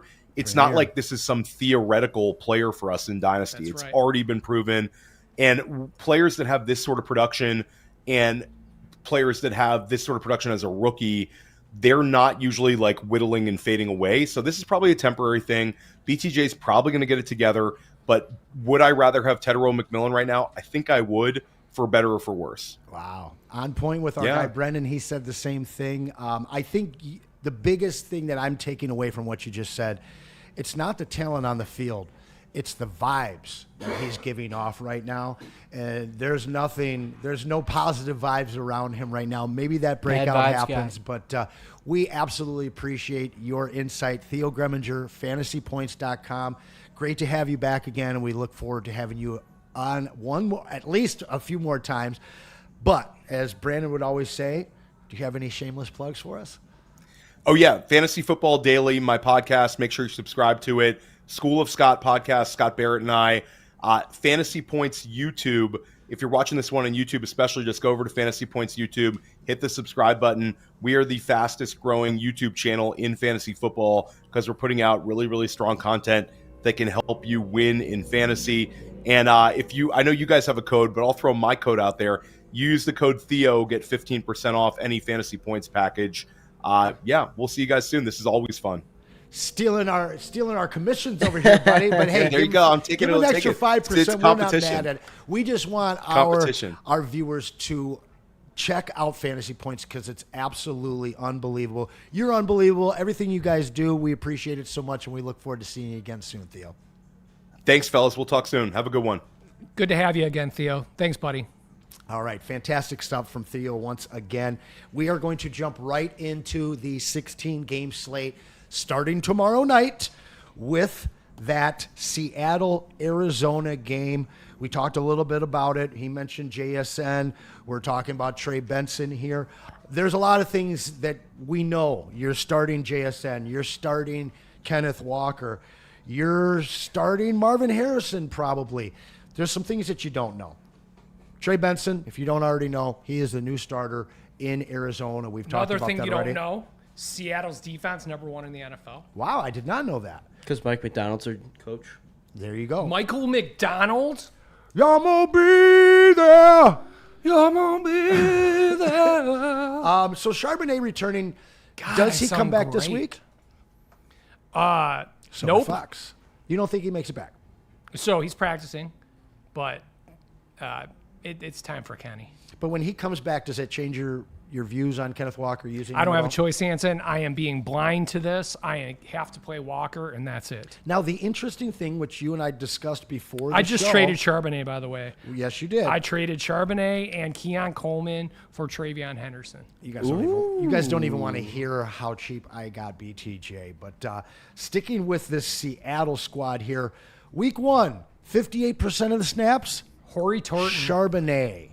40%, Kenneth Walker. Week 2, 55% of the snaps, Charbonnet. 35%, Kenneth Walker. Who got 80% of the fantasy points? That's what I'm though? saying. What do they do with those snaps? Sure, Right, exactly. but Kenneth Walker this last week, only 53% of the snaps. I just am not sure that Kenneth Walker is the smash play that a lot of people think the moment Charbonnet is suited back up. Okay. I'll take Charbonnet. Well, I mean, I'm still going to start Kenneth Walker. You can't start Charbonnet. You can't I'm not gonna start him either. When No, I'm not starting Charbonnet. No, when Charbonnet is healthy, the only starting running back you can start is Walker. Yeah, and I'm still cautious in doing so. Anything else you guys see in that Seattle-Arizona game you want to talk about? I'm loving the snap counts for Horry Torton. We're getting Horton looked very explosive in that game. yeah, and I If know you guys Hanson, that's don't one of know your goals. already, we like Montana sauce, and we like Wedgie Rain, and we like Horry. Torton. That's right. We've been doing. I didn't realize it was the on letter purpose. switch, and he keeps correcting you like you got it wrong on accident. Just please keep it going. I like this know bit we that got I going almost here. dropped the Montana sauce Horry Torton's a on great Theo name. after when he brought it I up. almost did too. Like, man, that was all. Mandy Ross. Come Mandy on Ross, now. There's some yeah. great ones out there. Yeah. So it's really stupid. Who Torrey Holton, a guy, honestly, that I was watching 2 years ago. When I saw him come out, I felt like him and Xavier Legette were poor man's Debo Samuels. And Torrey obviously didn't come out last year, drafted later this year, a guy that our buddy, the draft heckler, and I both highly believe in, and he really showed out last week. Torrey Horton, a guy that in Dynasty League should not be on your waiver wire. No, absolutely not. The guy is explosive. He's fast. And if anything happens to JSN or Cooper Kupp, it's wheels up Horry Torton. Yeah, and in Cooper Kupp, not a whole lot of tread left on those tires. But moving on, Nor to, the hamstrings. let's. I was going to start with the Lions and Cleveland. I wanted to hit that Thursday night football first because it is tomorrow. But Cleveland at Detroit. Cleveland's defense, Detroit's offense. Something's got to give. Brendan, which one are you banking on in this game? I mean, Cleveland's defense is very scary. What I'm looking for in this game is Lions wide receiver core to have a better game than the running backs. What scares me the most about Cleveland's defense is their defensive line stopping the run. They stopped Josh Jacobs, Derrick Henry, and Chase Brown for all under 40 yards in their first 3 games. And those are some of the best running backs in the Nice league. pull, Brendan. I really think that this running game is going to have a tough time. And if it doesn't then, we're the Lions and we're the best, so what? But I can really see us struggling with the run. Maybe J-Mo gets a deep touchdown. Maybe Laporta has his week this week. Look for the Lions receiving core to do better. I love both those calls. I think it's Laporta week, it's J-Mo week. Hit him in the middle, hit him deep. Sorry, Ryan. Were you going to say the same thing? Yeah. God, you look good in that hat. He does No, I look don't. So Looks good so in good. that hat. Can I get a go white? Hey, Go look green, at Ryan. that camera. Go green. Again. Go green. Say it. Say it. What? I'm not saying You're Technical supposed to say difficulties. go white, Ryan just Ryan. said I go know. white. I just You said, couldn't hear but no, him. Yeah. you guys stole. I really think it's a Laporta week. Little check down, little check down. Charlie from Jared Goff. This defense is really, really good. I don't know if you guys saw from the Browns Packers game where Myles Garrett literally just swam the left tackle, and the left tackle yells, "Jordan, run!" So I'm not. Hopefully that doesn't happen where Taylor Decker goes, "Jared, run!" Jared ain't getting out of there. But no, I think it's I think you guys have hit it. It's a Laporta week. So let me ask you this. Yes, Are you- Hanson? Which running back has the bigger game? Oh, jeez. I'd go Gibbs. Gibbs. Yeah, I think it's Gibbs too. Okay. I mean, you see some mauling running backs the last 2 weeks get shut down by that defense. That's exactly why. and I'm and going. it they might not don't- be on the they might not be carrying the ball, but he'll be catching the ball plenty, I think, in that If game. they don't have a touchdown, you're not going to get a lot of yards against this Cleveland defense. But flowing into this next matchup, we have a question from That being said, the I still chat. think we win by Kenyon. 11. Love that. From Kanan in the chat, should you start J-Mo or Jordan Addison this week? Oh, jeez. This is a tough one. So Addison's not coming back from injury, and I am always careful to start a guy first week back from injury. So like the Godwin conversation, I have some reservations.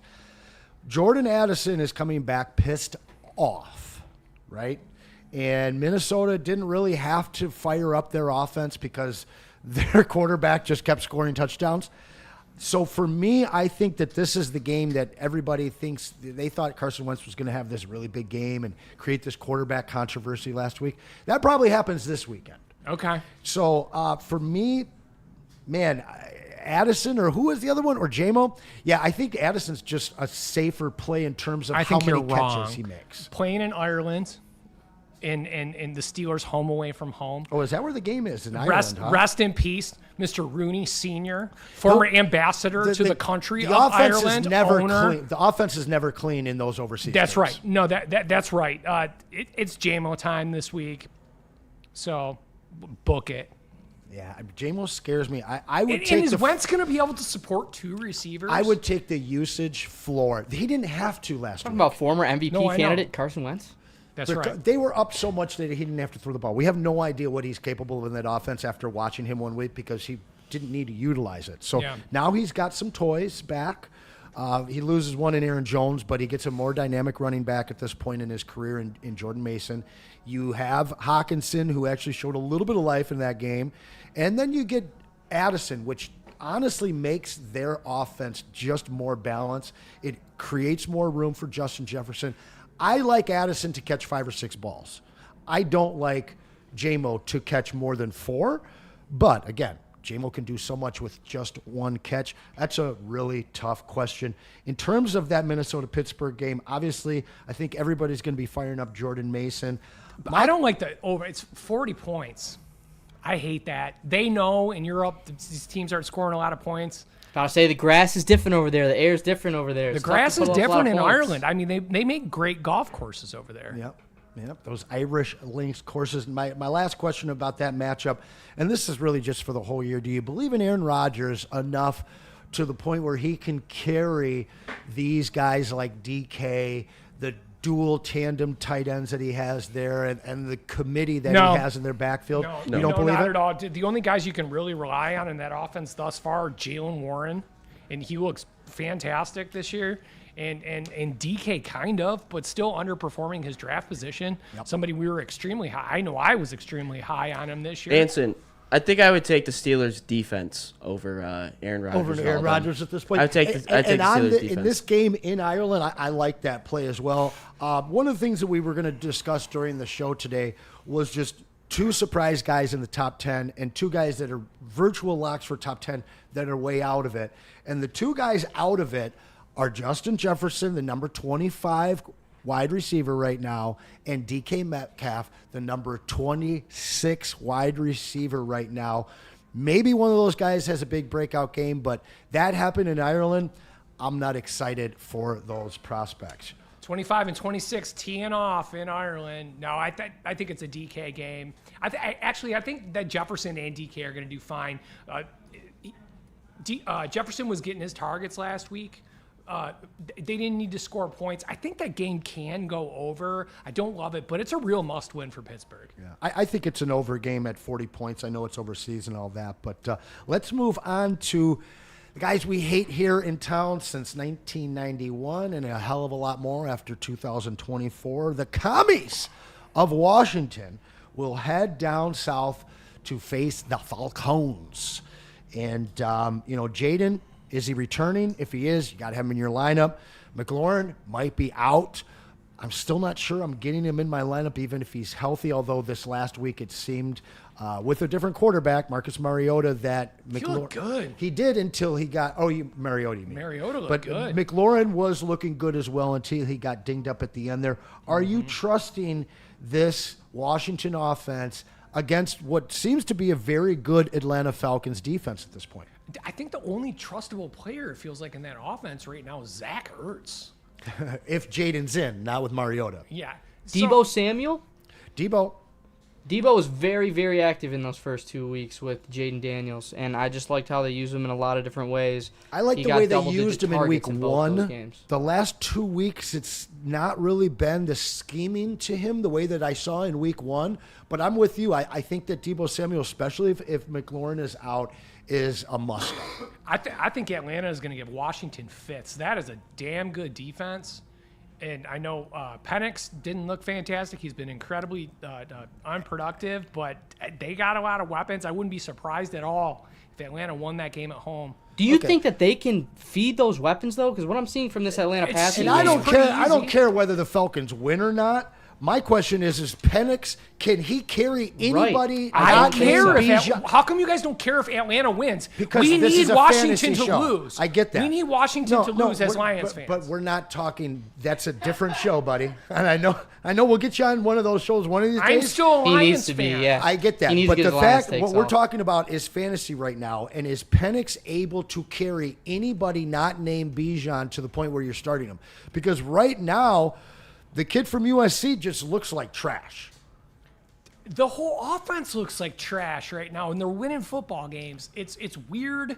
It's terrible. Zach Robinson, get it together, bro. There's a lot of people that would like to see you guys score some points and beat the damn Commanders this weekend, please. Does Kirk Cousins start for this team at any point this year? No. You sure? Yes. I say yes. Calling it. I think so too. I mean, he played in the game over the weekend. Whether he starts or not, listen. Penix, Former Spartan Ike Hilliard fired as wide receivers coach. Zach Robinson will have this offense together. I think it's a good week to do that at home. They got to get Bijan going. They got to get Bijan rolling. Everything else will come together. But I don't think that Bijan can really get going unless Drake London and company are actually doing They're things missing through the air. Caleb McGarry. This hurts them being gone. That offensive line has not looked fantastic. I think this is the week that they surprise some people and they remember, oh, yeah, this Atlanta team is pretty decent. All right, hey, guys. but you know what looks really nice? I remember back when we hired Brad Holmes, and who was the other guy that we were thinking about hiring? Terry Fontenot. Remember that? But looking back, and I remember Detroit fans being salty. Remember how mad we weren't? We didn't get the guy from Dearborn as our coach, too? Right. Who's he coaching now? Right. I don't know where. All right, so we're about a quarter of the way through the slate right here. We're going to be going past 9 o'clock. However, at 10 p.m. tonight, Woodward ringside will be on. JB, KG, I believe, will be together, so make sure you stick around with us tonight. We still got some more time here at Fantasy Jerks as we break down these matchups coming up in Week 4, but don't miss Woodward ringside at 10 p.m. tonight. Moving on to that next game, New Orleans at Buffalo. Alvin Kamara, are you still starting him? Have to. Have to, eh? Yeah. God, he looked he looked like crap last You week. can say shit. It's He a looked night like here. shit. Yeah, well, now Chris Olave. Monet gave me shit for swearing last week. She goes, Okay. Dad, I heard you say shit. All I right, said, well- don't say shit. You're 6. Yes, don't say that, Monet. But so let's talk about that New Orleans nothing offense. Rattler has been throwing the ball to Olave Serviceable. with over 10 targets all 3 games so far for Olave. Is this guy with his usage usable right now? Yeah. Yeah. Yeah, he is. Johnson, Olave, Kamara, borderline. Okay. On the other side of that, Buffalo. We know that Josh Allen's going to be in. I think you're going to see some Mitch Trubisky this week. You're going to see some our boy Ray. for New Orleans. And, no, for Buffalo. They're going to be that far at him. Because it might be 40 to 10. The and a half, Darko yeah. Milicic play, basically. The human victory cigar. Obviously, James Cook leading the way for running backs in fantasy, the number 1 fantasy back right now. Josh Allen. Yeah, I think somebody Taylor pass him? overtook him. Oh, he might have. Well, one of the premier running backs right now. But beyond the quarterback running back combo in Buffalo, there's absolutely nobody else that I am trusting at all in that passing game. 1 week it's Khalil, 1 week it's Keon, 1 week it'll be Kincaid. Lots of K's over there. But who do you feel comfortable with beyond James Cook and Josh Allen? Anybody? I just traded away the guy that You just traded away Keon, right? yeah. I know, Brendan, you're a Keon guy. But I am a Keon I guy. like him as I- I'm looking. I you like him s- as a player. I don't. Josh is spreading the ball around too much. He's Jordan loving the shit out of that offense. He definitely is. Unpredictable. I do think that Kincaid, with the ambiguity in just the tight end position in general right now, if you Yeah. have Kincaid looked great you last have to week. have him in your lineup. And he's a guy that Looked burned great. us all in his second year because Yep. him and Laporta were so damn good as rookies. And then that offense just got more diversified in Buffalo last year. They you know, I am still holding out hope for Keon Coleman, though. I do think that his talent I am will break through by the end of the season. I mean, you can't make, even though we victory lapped on the show already, you can't make these decisions in week 3 on if a player is going to be valuable or Look, not. like it or not, he was a player drafted on traits, not a lot on production. He True. did some nice things at Michigan State very early, didn't do jack shit until going to Florida State. And even there was not a juggernaut of statistics. Mm-hmm. That being said, incredibly raw, ultra talented. He is a projection. Like it or not, he's a projection. Do I think that he can project and get there? Yes. he's going to help the Buffalo Bills win games. Yes. But I don't think he's going to help your fantasy squad win games anytime this season. Moving on to New England as they host the enigmatic Carolina Panthers. I have not been a believer in Bryce Young, but Ted McMillan, as we've talked about quite a few times in this episode, looks every bit the part of the number Missed one practice receiver today. to come out of. Oh, really? Yep. Are you concerned about that? I Or is am. it just a maintenance day for a young guy? Wednesday's maintenance day. Try not to overreact day. That being said, Carolina, Jatavian Sanders, your boy, he's hurt. Yep. So yeah, that's Tommy Tremble does not make me tremble. No, he doesn't. This is the week. Fire up, May. We're getting a little bit more Kyle Williams. Are you still like? I just don't know if I fully believe in May at this point. What is he quarterback? What right now? 8, and after like a week 1, what? So that's it's Drake May is QB number 6. Number 6. That's wild to Yep. me. That's that. I've That's been no, wait, preaching, man. it's- Brandon has been excuse me, preaching too. He's got the talent to be that guy, and I mean, number he's 6. been showing it even with all the turnovers that they've had. He's been very good. Yeah, 19, 28, and then 23. The guy, he's mobile. He gets the sneaky yards with his feet. At that point, though, so you're firing him up. I guess my question is this: is I really saw Hunter Henry be his target sure did. at the end of last season. He was nowhere to be found the first 2 weeks. 2 touchdowns, big game in week 3. Big game. This is a guy that's on a lot of waiver wires right now. Too late. Well, he's still on some waiver wires in some leagues that I've seen. This is a guy that could be the number one receiver in this offense, in this aerial offense for the rest of the season. You buying that? I don't buy it. I think that we've seen this story time and time again for Hunter Henry. If you want to pick him up and put him on your bench, I picked him up and put him on my bench in leagues that I've had tight end struggles too.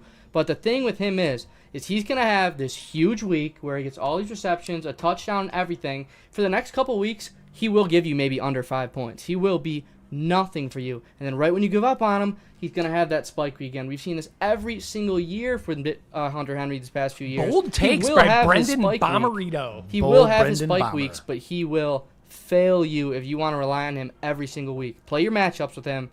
Don't rely on him to be How tight many end people one. had Mark Andrews on their bench this week after starting him the first 2 weeks of the season? I like that call. I do think he'll be a little better than complete feast and famine.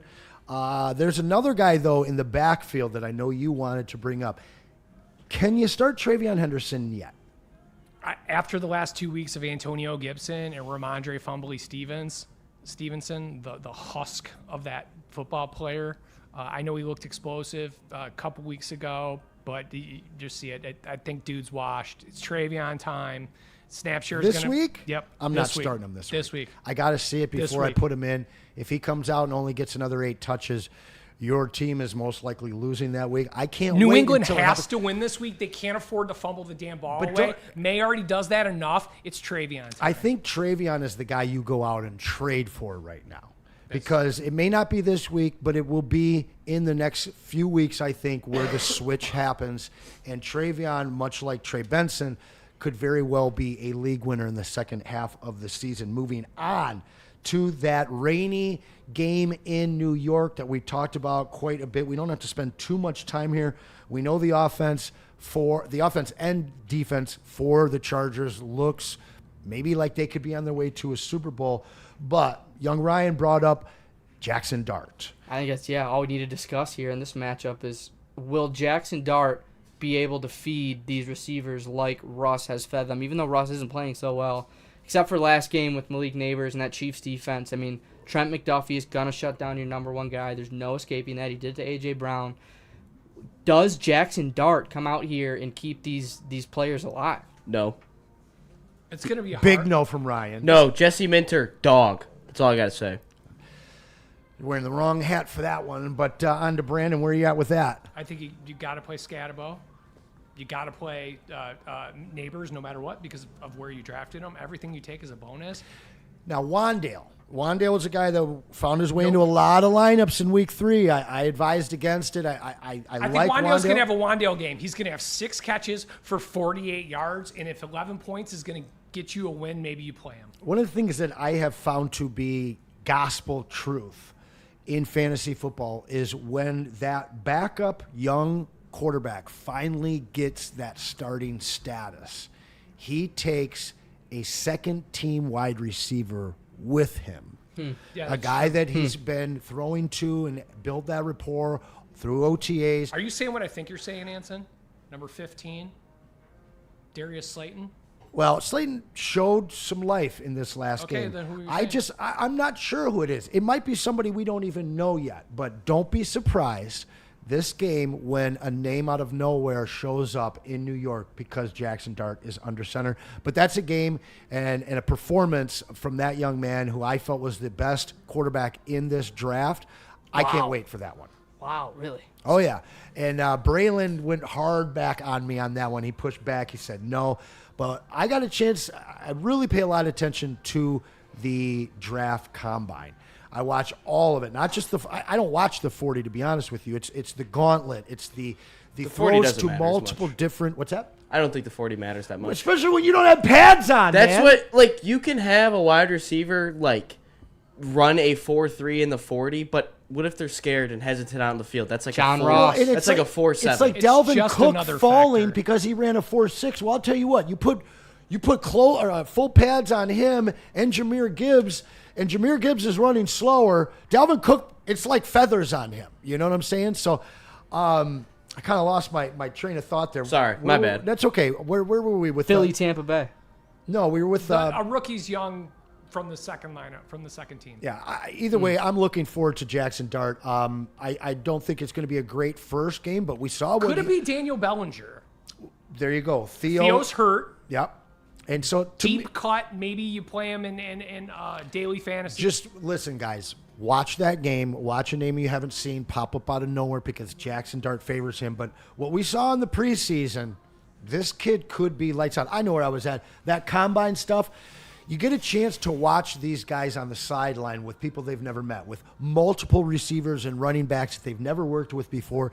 And the next thing you know, they're throwing slants and outs and all of these routes that they have to with a different receiver every single throw. Jackson Dart had so much moxie and consistency that day that when I saw the interview with him afterwards, it just seemed like he has that complete package.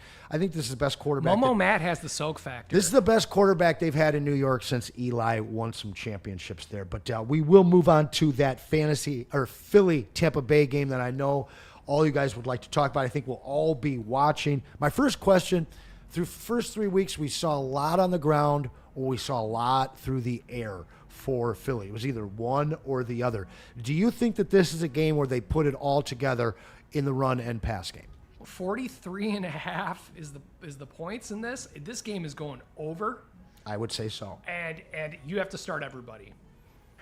Even Rachaad Devontae White. Smith? Yes. Okay, what about you, Brendan? Is this the game where both sides, the running game and the passing game, are working for the Eagles? Because, another one of these guys that's slumping and not ranked where you would think he would be is Saquon, number 15 RB overall. Look, fantastic week one. Where's he been since? I think this could be a weird game for the Eagles. It's just something about the Eagles playing the Buccaneers. They're just not themselves. We've seen it in numerous times these past couple years. Buccaneers just have their number. This game is at Tampa Bay. I could see just weird things happening for Philly. I'm not worried about the Bucs. Start all your Bucs. Philly's been giving up a bunch of points. Even though they are winning their games, they're giving up a bunch of points. I just think, watch out. I told you a touchdown guarantee, A.J. Brown, last week. That hit. Hope you bet it. I got another one for us later, teasing it in one of these games. But I'm just seeing some weird stuff with Philly. Who's your guaranteed touchdown in the Philly-Tampa Bay game? Guaranteed touchdown in the Philly-Tampa Bay game? I'm going the Rook, Emeka Egbuka, Mr. Touchdown himself.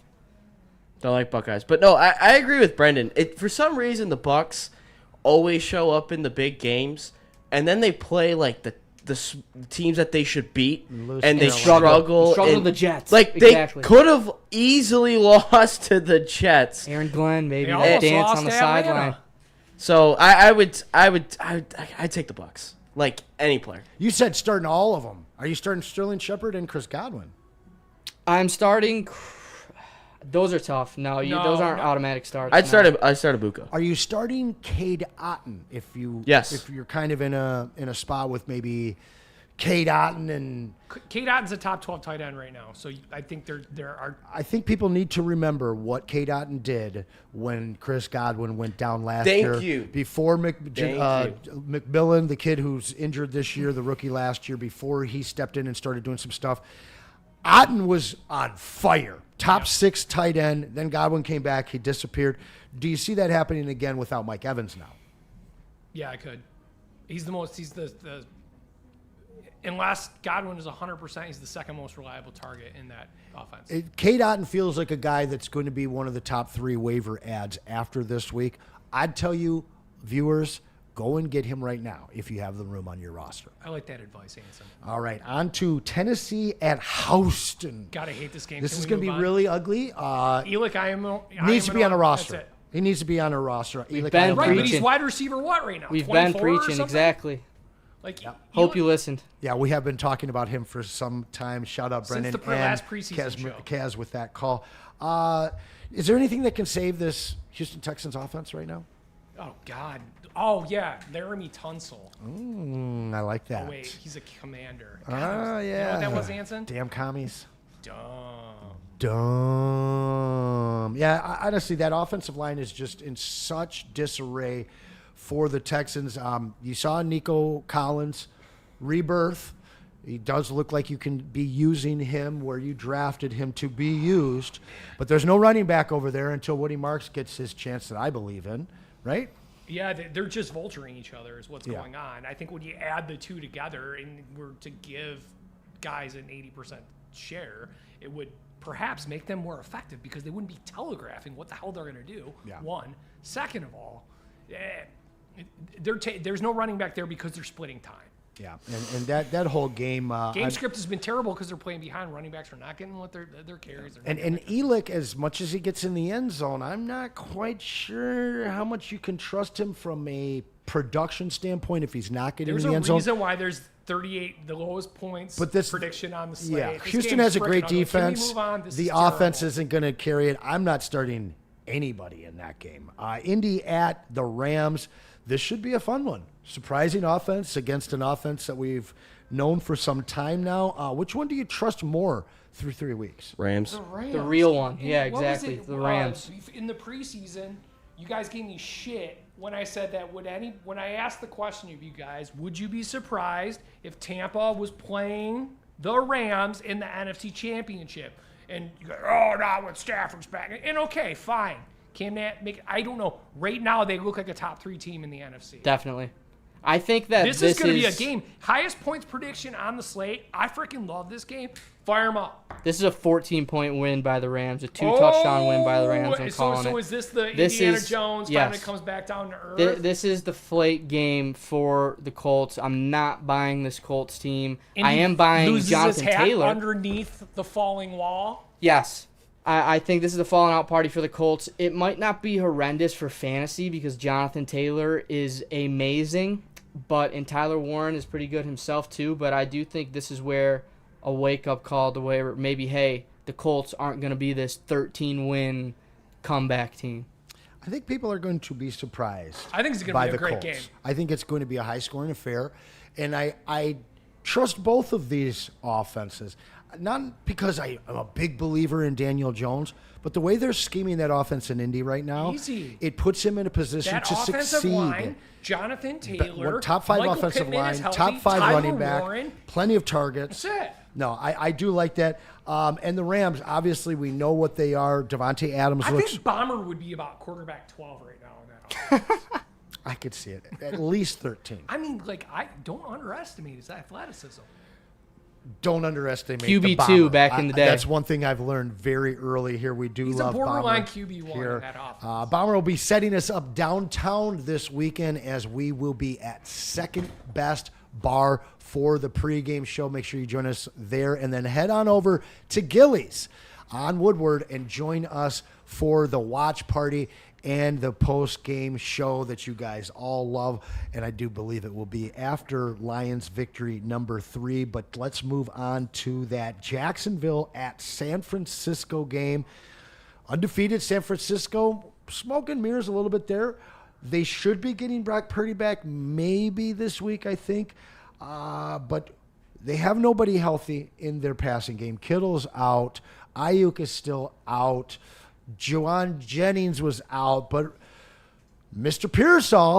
Pistol Pearsall stepped up in a big way to help lead them. Are you buying the Pearsall hype? You have to at this point. Jennings is out now again. Kendrick Bourne and Demarcus Robinson, fresh off a 3-game suspension, but he's never played in a Shanahan-based offense. Hard to say what's going to happen there. I guess he was in a derivative when he was with the Rams for a little bit, was Shanahan Sr. That being said, San Francisco, Pearsall feels like the only start out of the pass catchers. Obviously McCaffrey still healthy, still there. That team's 3-0, playing a 2-1 Jacksonville. We've hit Jacksonville right now. Obviously where you drafted Brian Thomas Jr., you have to play him. That's my 47 points is what Vegas is saying. So some teams are going to score some points there. But, man, it's just – I don't like this game. That's not a game I'll have on my TV. Yeah, right. That's for sure. But, we talk about San Francisco a little bit. We talked about BTJ a lot. I don't think anybody here thinks that he's a bust at this point. Do you? No. Do you? No, yeah, I think we've said our piece with him on this show already. I think that he might bounce back, but compared to the guys he was drafted around, I just don't think he's on that caliber. Brian Thomas touchdown this year, or this game. This week. There you go. That's a great touchdown. Ryan, is BTJ a bust, or are we just reading too much into 3 weeks? It's 3 weeks. Give it a second. Some of these teams haven't hit stride. Some teams I think are fake right now, like the Colts. But no, it's 3 weeks into the season, guys. Like, it takes time for some of these teams. Some teams, they get off to a hot start and slow down. But yeah, I think it's 3 weeks. Are you guys pursuing BTJ in trades right now? No. I picked him up in my career dynasty league because people are a little too focused on the here and now, and the guy's in his second year, a young guy, and he's going to have different quarterbacks throughout his career, but he's worrisome. Anson saying it here first. Trevor Lawrence, a goner from Jacksonville. At some point, yeah, absolutely. I mean, the guy's just been mostly trash as a number one pick. Yeah, BTJ, if you're in dynasty, I'd try and pick him up at this point for a lower price than what you should have to pay. In terms of redraft, though, I'm not buying into anything Jacksonville aside from Trevor Etienne. That's my boy, man. And that seems crazy in its own right. Trav, not Trav. Baltimore at KC. One of these teams will be 1-3. Wild. Give me Baltimore in a back, and with a back, or I'm trying to think Backs against the wall. Backs against the thank you, Brendan. I couldn't think of the word. I don't know how this game ends up. And give me the Ravens and any The Ravens are going to win. Don't give me Derrick Henry, though. Derrick Henry, there's something in his head. He's so pissed off about these 3 fumbles, and you saw it on the sideline after during the Lions game. And I just also think, speaking of head cases, Travis Kelce's in his own head too. Kelce, Pfizer, Swift. Stay away from them. Start Lamar. Honestly, just start Lamar. Like, I don't really see any offensive firepower in this game. I think it's going to be a slug it out. Ravens still win, but stay away from Henry. Stay away from Kelce. Well, here's the thing: Lamar, you have to have in your lineup, and I think that Derrick Henry, nobody's sitting him either. If Travis Kelce burns any more fantasy teams, that wedding is called off. Listen, if he's burning your fantasy team, that's on you, not on Travis Kelce, Pfizer, Swift at this point. No, let's get back to it though. So the Ravens, fire up Zay. The Ravens. Worthy might be back. I don't know if we can play him. He was in full practice. Ravens fire up Zay? Question mark. Trent McDuffie? This is my. So Zay, really good week 1, starts to disappear over the next 2 weeks. Mandrew's completely invisible for the first 2 weeks. Shows out in week 3. Are you trusting either of them? Outside of Derrick Henry right now, I don't know if I can trust anybody in a Ravens jersey not named Lamar. I'm not trusting Zay for this week just because of the fact that this matchup, Trent McDuffie is one of the only corners in the league, like Derek Stingley, that follows around the number 1 wide receiver for the team. You saw what he's done to shut down A.J. Brown to, 10 yards. You saw what he's done to shut down Malik Neighbors to 2 catches. This is what's coming for him this week. Zay's a different player. He wins with speed and short area movement. This isn't a McDuffie matchup. It doesn't feel like. I think it's a Zay. I think it's a Zay week, and I think Baltimore wins this. So my big thing about I think Henry's back this week. What I've seen with the Ravens for the first quarter to half of the season, ever since Lamar Jackson's second year, first year as a full-time starter, is that first month, maybe even 2 months, they try a bunch of different stuff. Yeah. And some of it works, most of it doesn't. Keaton Mitchell doesn't work. Justice Hill doesn't work. Keaton Mitchell. And it just comes down to the guy he feels safest with. I battled my partner not to waive Mandrews. I lost the battle. And I told him what was going to happen. When the second half of the season comes around and the Baltimore Ravens are battling for their playoff lives, he'll be looking Mandrew's way. And as much as you guys said it, one of these teams is going to go 1-3. I think this is a Mandrew's game. If there's one guy in the passing game I'm trusting for Baltimore, it is Mark Andrews, not Zay Flowers, excuse me. All right. On the other side of that, though, Kansas City, Tyquan Thornton appearing to be the number 1 there. You did mention that Xavier Worthy's practicing this week. Yeah, so I picked up Thornton in a league. I was a guy who originally didn't like Thornton. Slow starter. Same year as Alec Pierce, same percentile. 2 of the top 3 guys, along with Sky Moore, in terms of athleticism. R.I.P. Sky Moore. Yeah, right. So for me, that one's interesting. Thornton, he's right with the guy that can get him the ball with the speed that he has in Pat Mahomes. He's running good routes. He looks confident, and that's the big game. He just looked like a guy that lacked confidence in New England. He looks confident now, and I think that's what matters. Does Xavier Worthy retake that number one role until Ray Shee comes back? See, I don't know. I think that the way that Andy Reid runs the offense, those players are all over the place. So I think that they just mix it up in general. Yeah. So I think that the two can be on.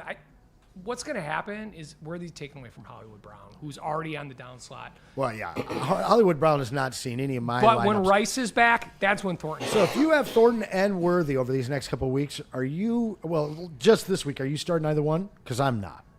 I don't have to start Thornton. Yeah. I'd stay away from both until we get some clarification who he's throwing to with Worthy if Worthy's back. Yeah, I agree on that one as well. The Chicago Catfish go to Sin City. Talk a little about Catfish Caleb and how he's done in fantasy. You know what? Listen, hey, guys, I have to be very honest with you. Is this a confession? This is a confession. All right, Anson, come clean, brother. We're I'm here for you. going to come out and let everyone know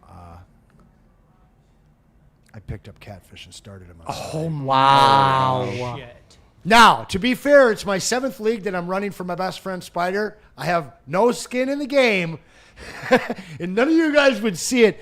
But yes, I will come clean. The Catfish led me to our first victory in the Dispensary League. Shout out to all of our dispensary partners, of course, Loom and others. But actually, we will be at... Where are we at this weekend? Jars. On the skate Saturday. thing, right? Outdoor skate jam. It's going to be amazing. If you guys were there at you guys are hippies. It's very cool outdoor event. It's at the Madison Heights location. The heavies will be handling it. So if you want to come out and have some fun on Saturdays, meet us over at Jars in Madison Heights. But listen, Catfish, I don't think he's going to win any championships. I don't think he's going to be a starting quarterback. No. In the NFL. Okay. But this guy has proven in his rookie year that he puts up points in the fourth quarter. But in this game, they actually got out ahead against probably the most pathetic defense, sans Micah Parsons, that we have in the NFL right now. Everyone has been putting up big air yards against them. But Jadeveon Clowney's coming back. Listen, this isn't about Catfish Caleb. This is about Rome, wide receiver 1, Odunze. I told you guys, DJ Moore is not the guy there. A little bit of a Luther Burden sighting, but listen, Rome Odunze, another guy that I was going to talk about in the two in and two out.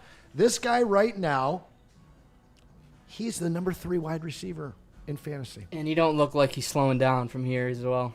Vegas favored by 1.5. So what does this say to you? This is one of the highest scoring games on the slate. It means fire up your Raiders too. You know what this says to me? This does it say to says you? my touchdown guarantee of this week is here it going goes. to be Ashton Genty. Oh. He will His first bounce run. back for. He actually got a touchdown in week 1. Oh, he did. But Okay, he you're right. will bounce back for you this week against this Chicago team. He will get you a touchdown. Do not worry about Ashton Genty. Now, are you worried about Brock Bowers, who returned from injury last week? Didn't do much in that first half. Got some targeting in the second half. The caveat, however, is no Michael Mayer now. Yes, and I thought that would make more of a difference even in this last game against a somewhat favorable matchup for Bowers. I am a little bit scared of Bowers. As a guy who has Bowers everywhere, I ranked him higher than most people in this year's fantasy draft. I loved him as a prospect. I love him as a player. I thought Geno would be an upgrade. Geno just doesn't use doesn't the tight throw end. the tight ends. That's what I'm And the realizing. new offensive coordinator is not scheming everything through Bowers the way they did last year. Bowers was getting carries. He was moving everywhere. He was a receiver. What's He was a Chip's tight real end. name? Do you think Chip's real name is Chester? Sounds right. All right. Chester Kelly. Oh, okay. It's Chip on my Kelly. I was shit What list. are you talking about? Yeah, no, I'm not happy with what's going on there. With Geno, you should be able to incorporate Ashton Genty very Chip. well, as Chip. well as Bowers. And now we're talking about Trey Tucker and Jacoby Myers? Crazy. Not the guys we were hoping for when you were drafting Raiders. Hey, Do you the remember thing my is, though, blonde mullet wig? I do. What was my name when I put that on? Chip White? Or what was it? I think it was Chip. Yeah. we got to bring that character back. What I'm saying is I don't trust Chips. I got you. I don't he's trust a him chip either. over there. I just hope that But they not today, wake he's a up Spartan. and see who the best player on this entire team is talent-wise in Brock Bowers and start getting the ball. Because as we know, what happens in the first Brendan, 3 why weeks of can't you fantasy guarantee football, a Bowers touchdown, I can't, bro? I want to so bad. I'd As a love guy that. who doesn't own any Genti and owns a lot of Bowers, I would love to. I can't with what I'm seeing so far in this offense. This just in. Brendan Bomberito says that Brock Bowers is not going to score a touchdown. Reverse touchdown guarantee. I hope. I'm going to reverse jinx him for that for all of us. So, yeah, no touchdown for Brock Bowers. Oh! Reverse Brandon jinx, please. Bomarito and Brock Bowers. A whole lot of fun bees in that one. But then there's another bay in the green city there of Lambeau Fields. What is the name of that city? Green Bay. It is. They go to Dallas. It's right by Oshkosh. They go to Dallas. In Appleton. Yeah, I know you know that area well, my friend. That's why I threw it to you. They're going to Dallas. It's Talked a not little Green Bay. It's Green Bay. Green Bay. Green Bay. Green Bay. Green Bay. So they do head to Dallas. This should be a game for them to get that offense going again after they only put up 10 against Kevin Stefanski's Browns and their emerging defense at this point. But, okay, so concerns. Maintenance day for Josh Jacobs. Not a lot of snaps last week against a game that they were behind in. And they knew they couldn't run the ball. Score some points this week. I think that they do score quite a few points. I Quite think a this few, is their yes. get-right game. You want to hear a crazy-ass Brandon prediction right now? I think Dallas is going to win this fucking football game. I love Oh, that. I would love that. I would love it. At home. Yes, we all would. 6.5 point home dogs. Micah Parsons going back to Green Bay. I mean, going back to Dallas, though. This is the homecoming. Green Bay, they gotta show me something, and maybe this is a get right game, but it could also be a get right game for Dallas.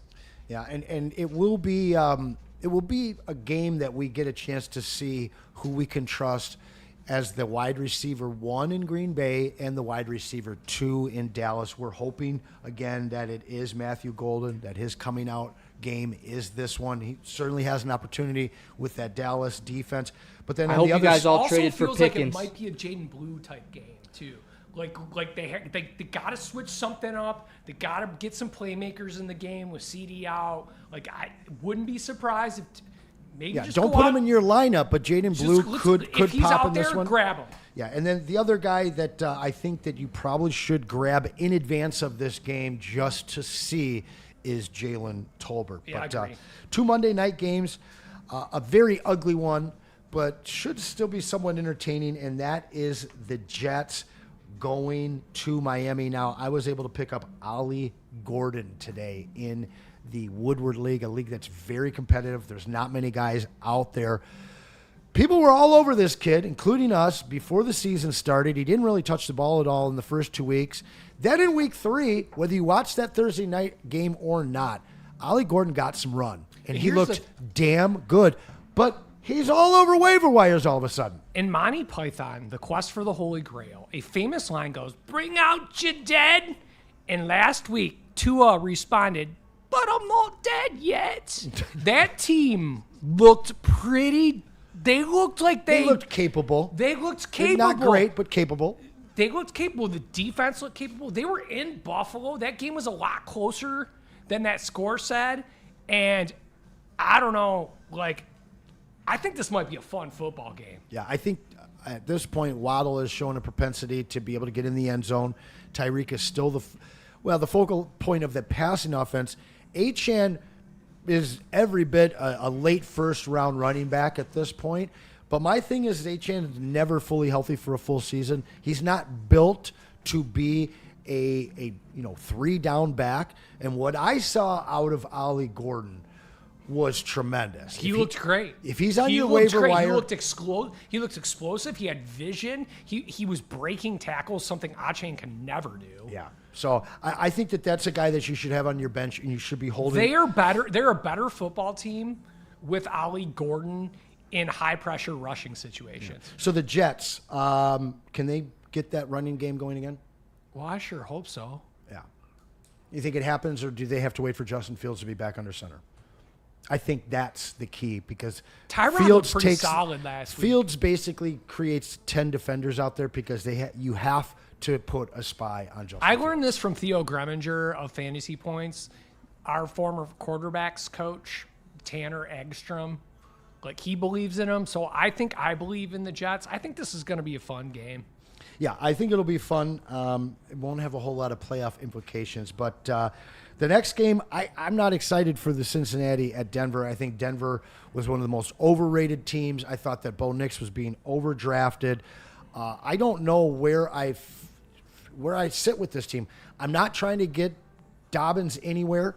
I think that he'll be dead and hurt yet again, at some point this season. You know, at one point it's Sutton.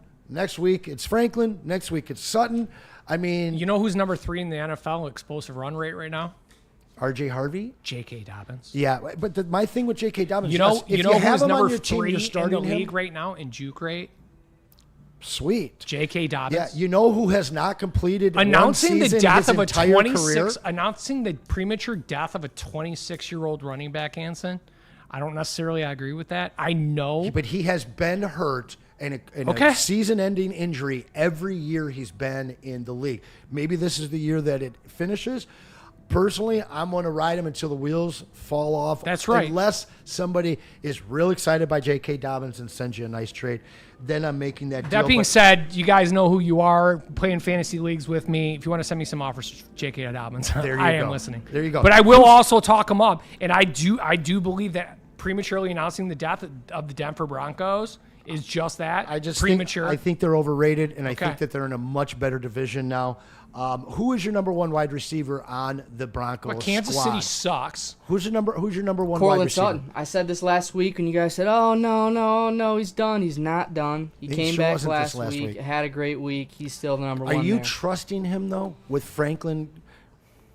Yes, Booming? against this week, yes. Fire him up, Cincinnati. Cincinnati's one of those teams that you see them. You Fire start up your anybody against Broncos. them. I mean, Yeah, that's kind fire of the 'em up. bottom line in this game, right? This could be the Harvey touchdown game. We don't know. Anything can Oh, happen I like in this that game call. against I like that Cincinnati. All right, so Jake Browning is this guy? I mean, we saw him in the past being able to provide enough where the Give us Bengal Jameis. players were still legit. God, that offensive line. I mean, year after year after year. When are they going to get it together?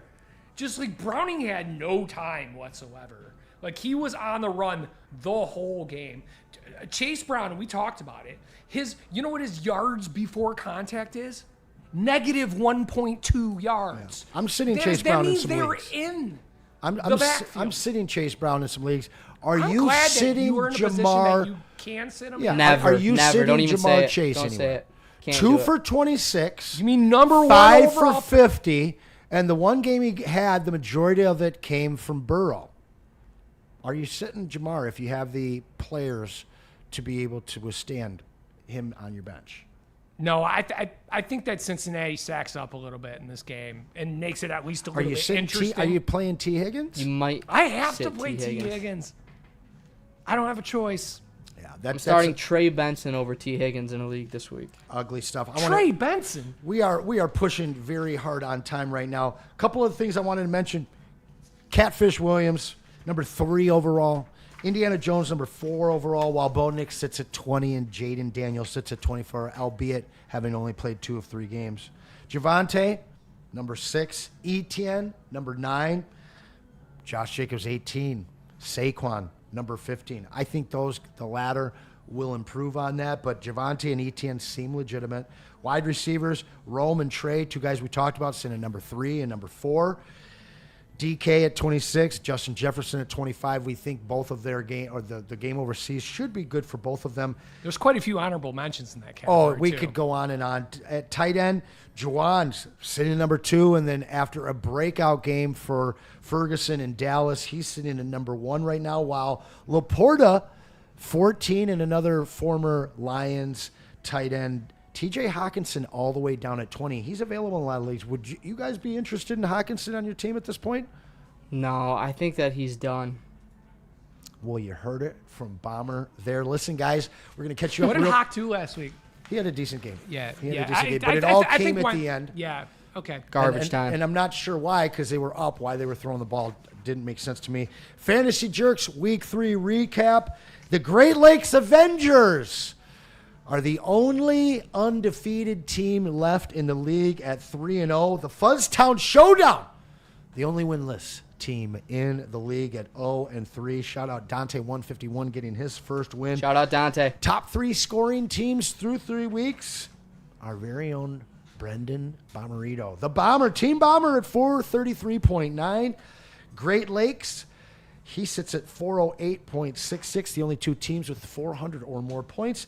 And then number 3, a guy who's 1-2, no Vaseline, with 384.36 points. The league is massively competitive. I'm very impressed with Thanks everybody. for not bringing up my team. Well, you know, you're 1-2 just like Not me. worth talking about. You are 1-2 just like me. It's and disgraceful. only place to go is up at this point, my friend. We are still deciding, still deliberating, still yet to choose the fantasy punishment, but we have a nice video to end things off for you here. Ryan, you got that for us? Yeah. Man, you look so good in that hat. No, I don't. So this is one I am considering right here.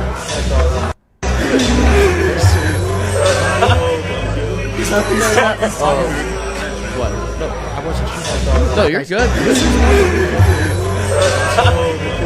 In fact, the whole league could meet up after the season, and we could bring somebody a date. I get to name her. I get her middle I'm pretty name. good with I get her names. middle name. All right, you can remember. How do you guys feel about this one? I like this one. This is a fun one.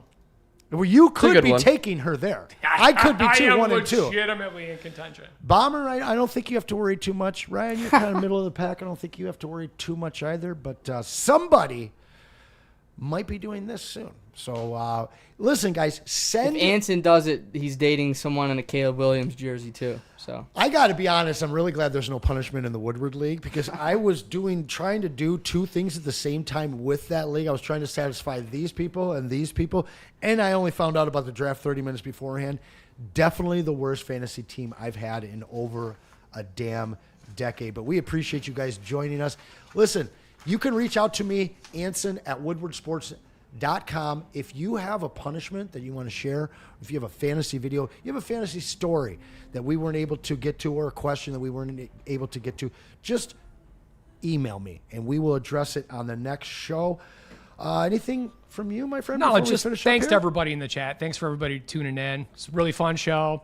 Thanks to Ryan. Thanks Shout to out to Brendan. fantasypoints.com. Head on over there. Thanks to Theo. Theo Greminger, of course. Straight off the set of The Born Identity. That's right.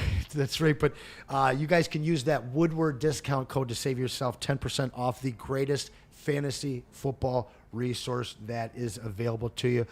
Do you know who you're playing this weekend, Bomber? yeah, I am playing Dante. Ooh, that's Dante, a good you got matchup. your first win. Don't get used to it. Uh-oh. You're playing with the big boys Oh, now. So good luck. The smack talk is coming in. Let's take a look at the slate here. Let's see who young Ryan is faced up against this week. I've got Biggins, and we are. He sent it to me this morning, but it's shifted a little bit, and I changed some stuff around. But we were projected within 0.12 points of each other. Bomber taking on Dante. Great Lakes Avenger going up against the team in second place, Mr. Platty, Chris Platty's big brother, the real swim Shady Fudgetown, looking for his first win against the Maniacs. And No Turk Crazy X, who took me out. I had a lead, but he had managers, and I had Zay, and that's all it took. He will face off against young Ryan in the Anchor Bay 7. That should be a pretty I damn play good again? game. And then Dad's Alibi. You have a very closely projected matchup against Jay Bizzle and his Bizzle boys. So we will look forward to seeing the outcomes of these games. Dead yet. Listen, guys, if you could help us out, hit that like button, smash it, and then copy that URL. Send this thing out to your fantasy leagues. Let's help grow this thing together. But we do appreciate all the support. Appreciate Brendan and Ryan making us look and sound good. Appreciate you, my friend, and the rest of you jerks. Enjoy your evening. Good luck tomorrow and this weekend, and we will see you next Wednesday. Jerk it. Peace out, joiks.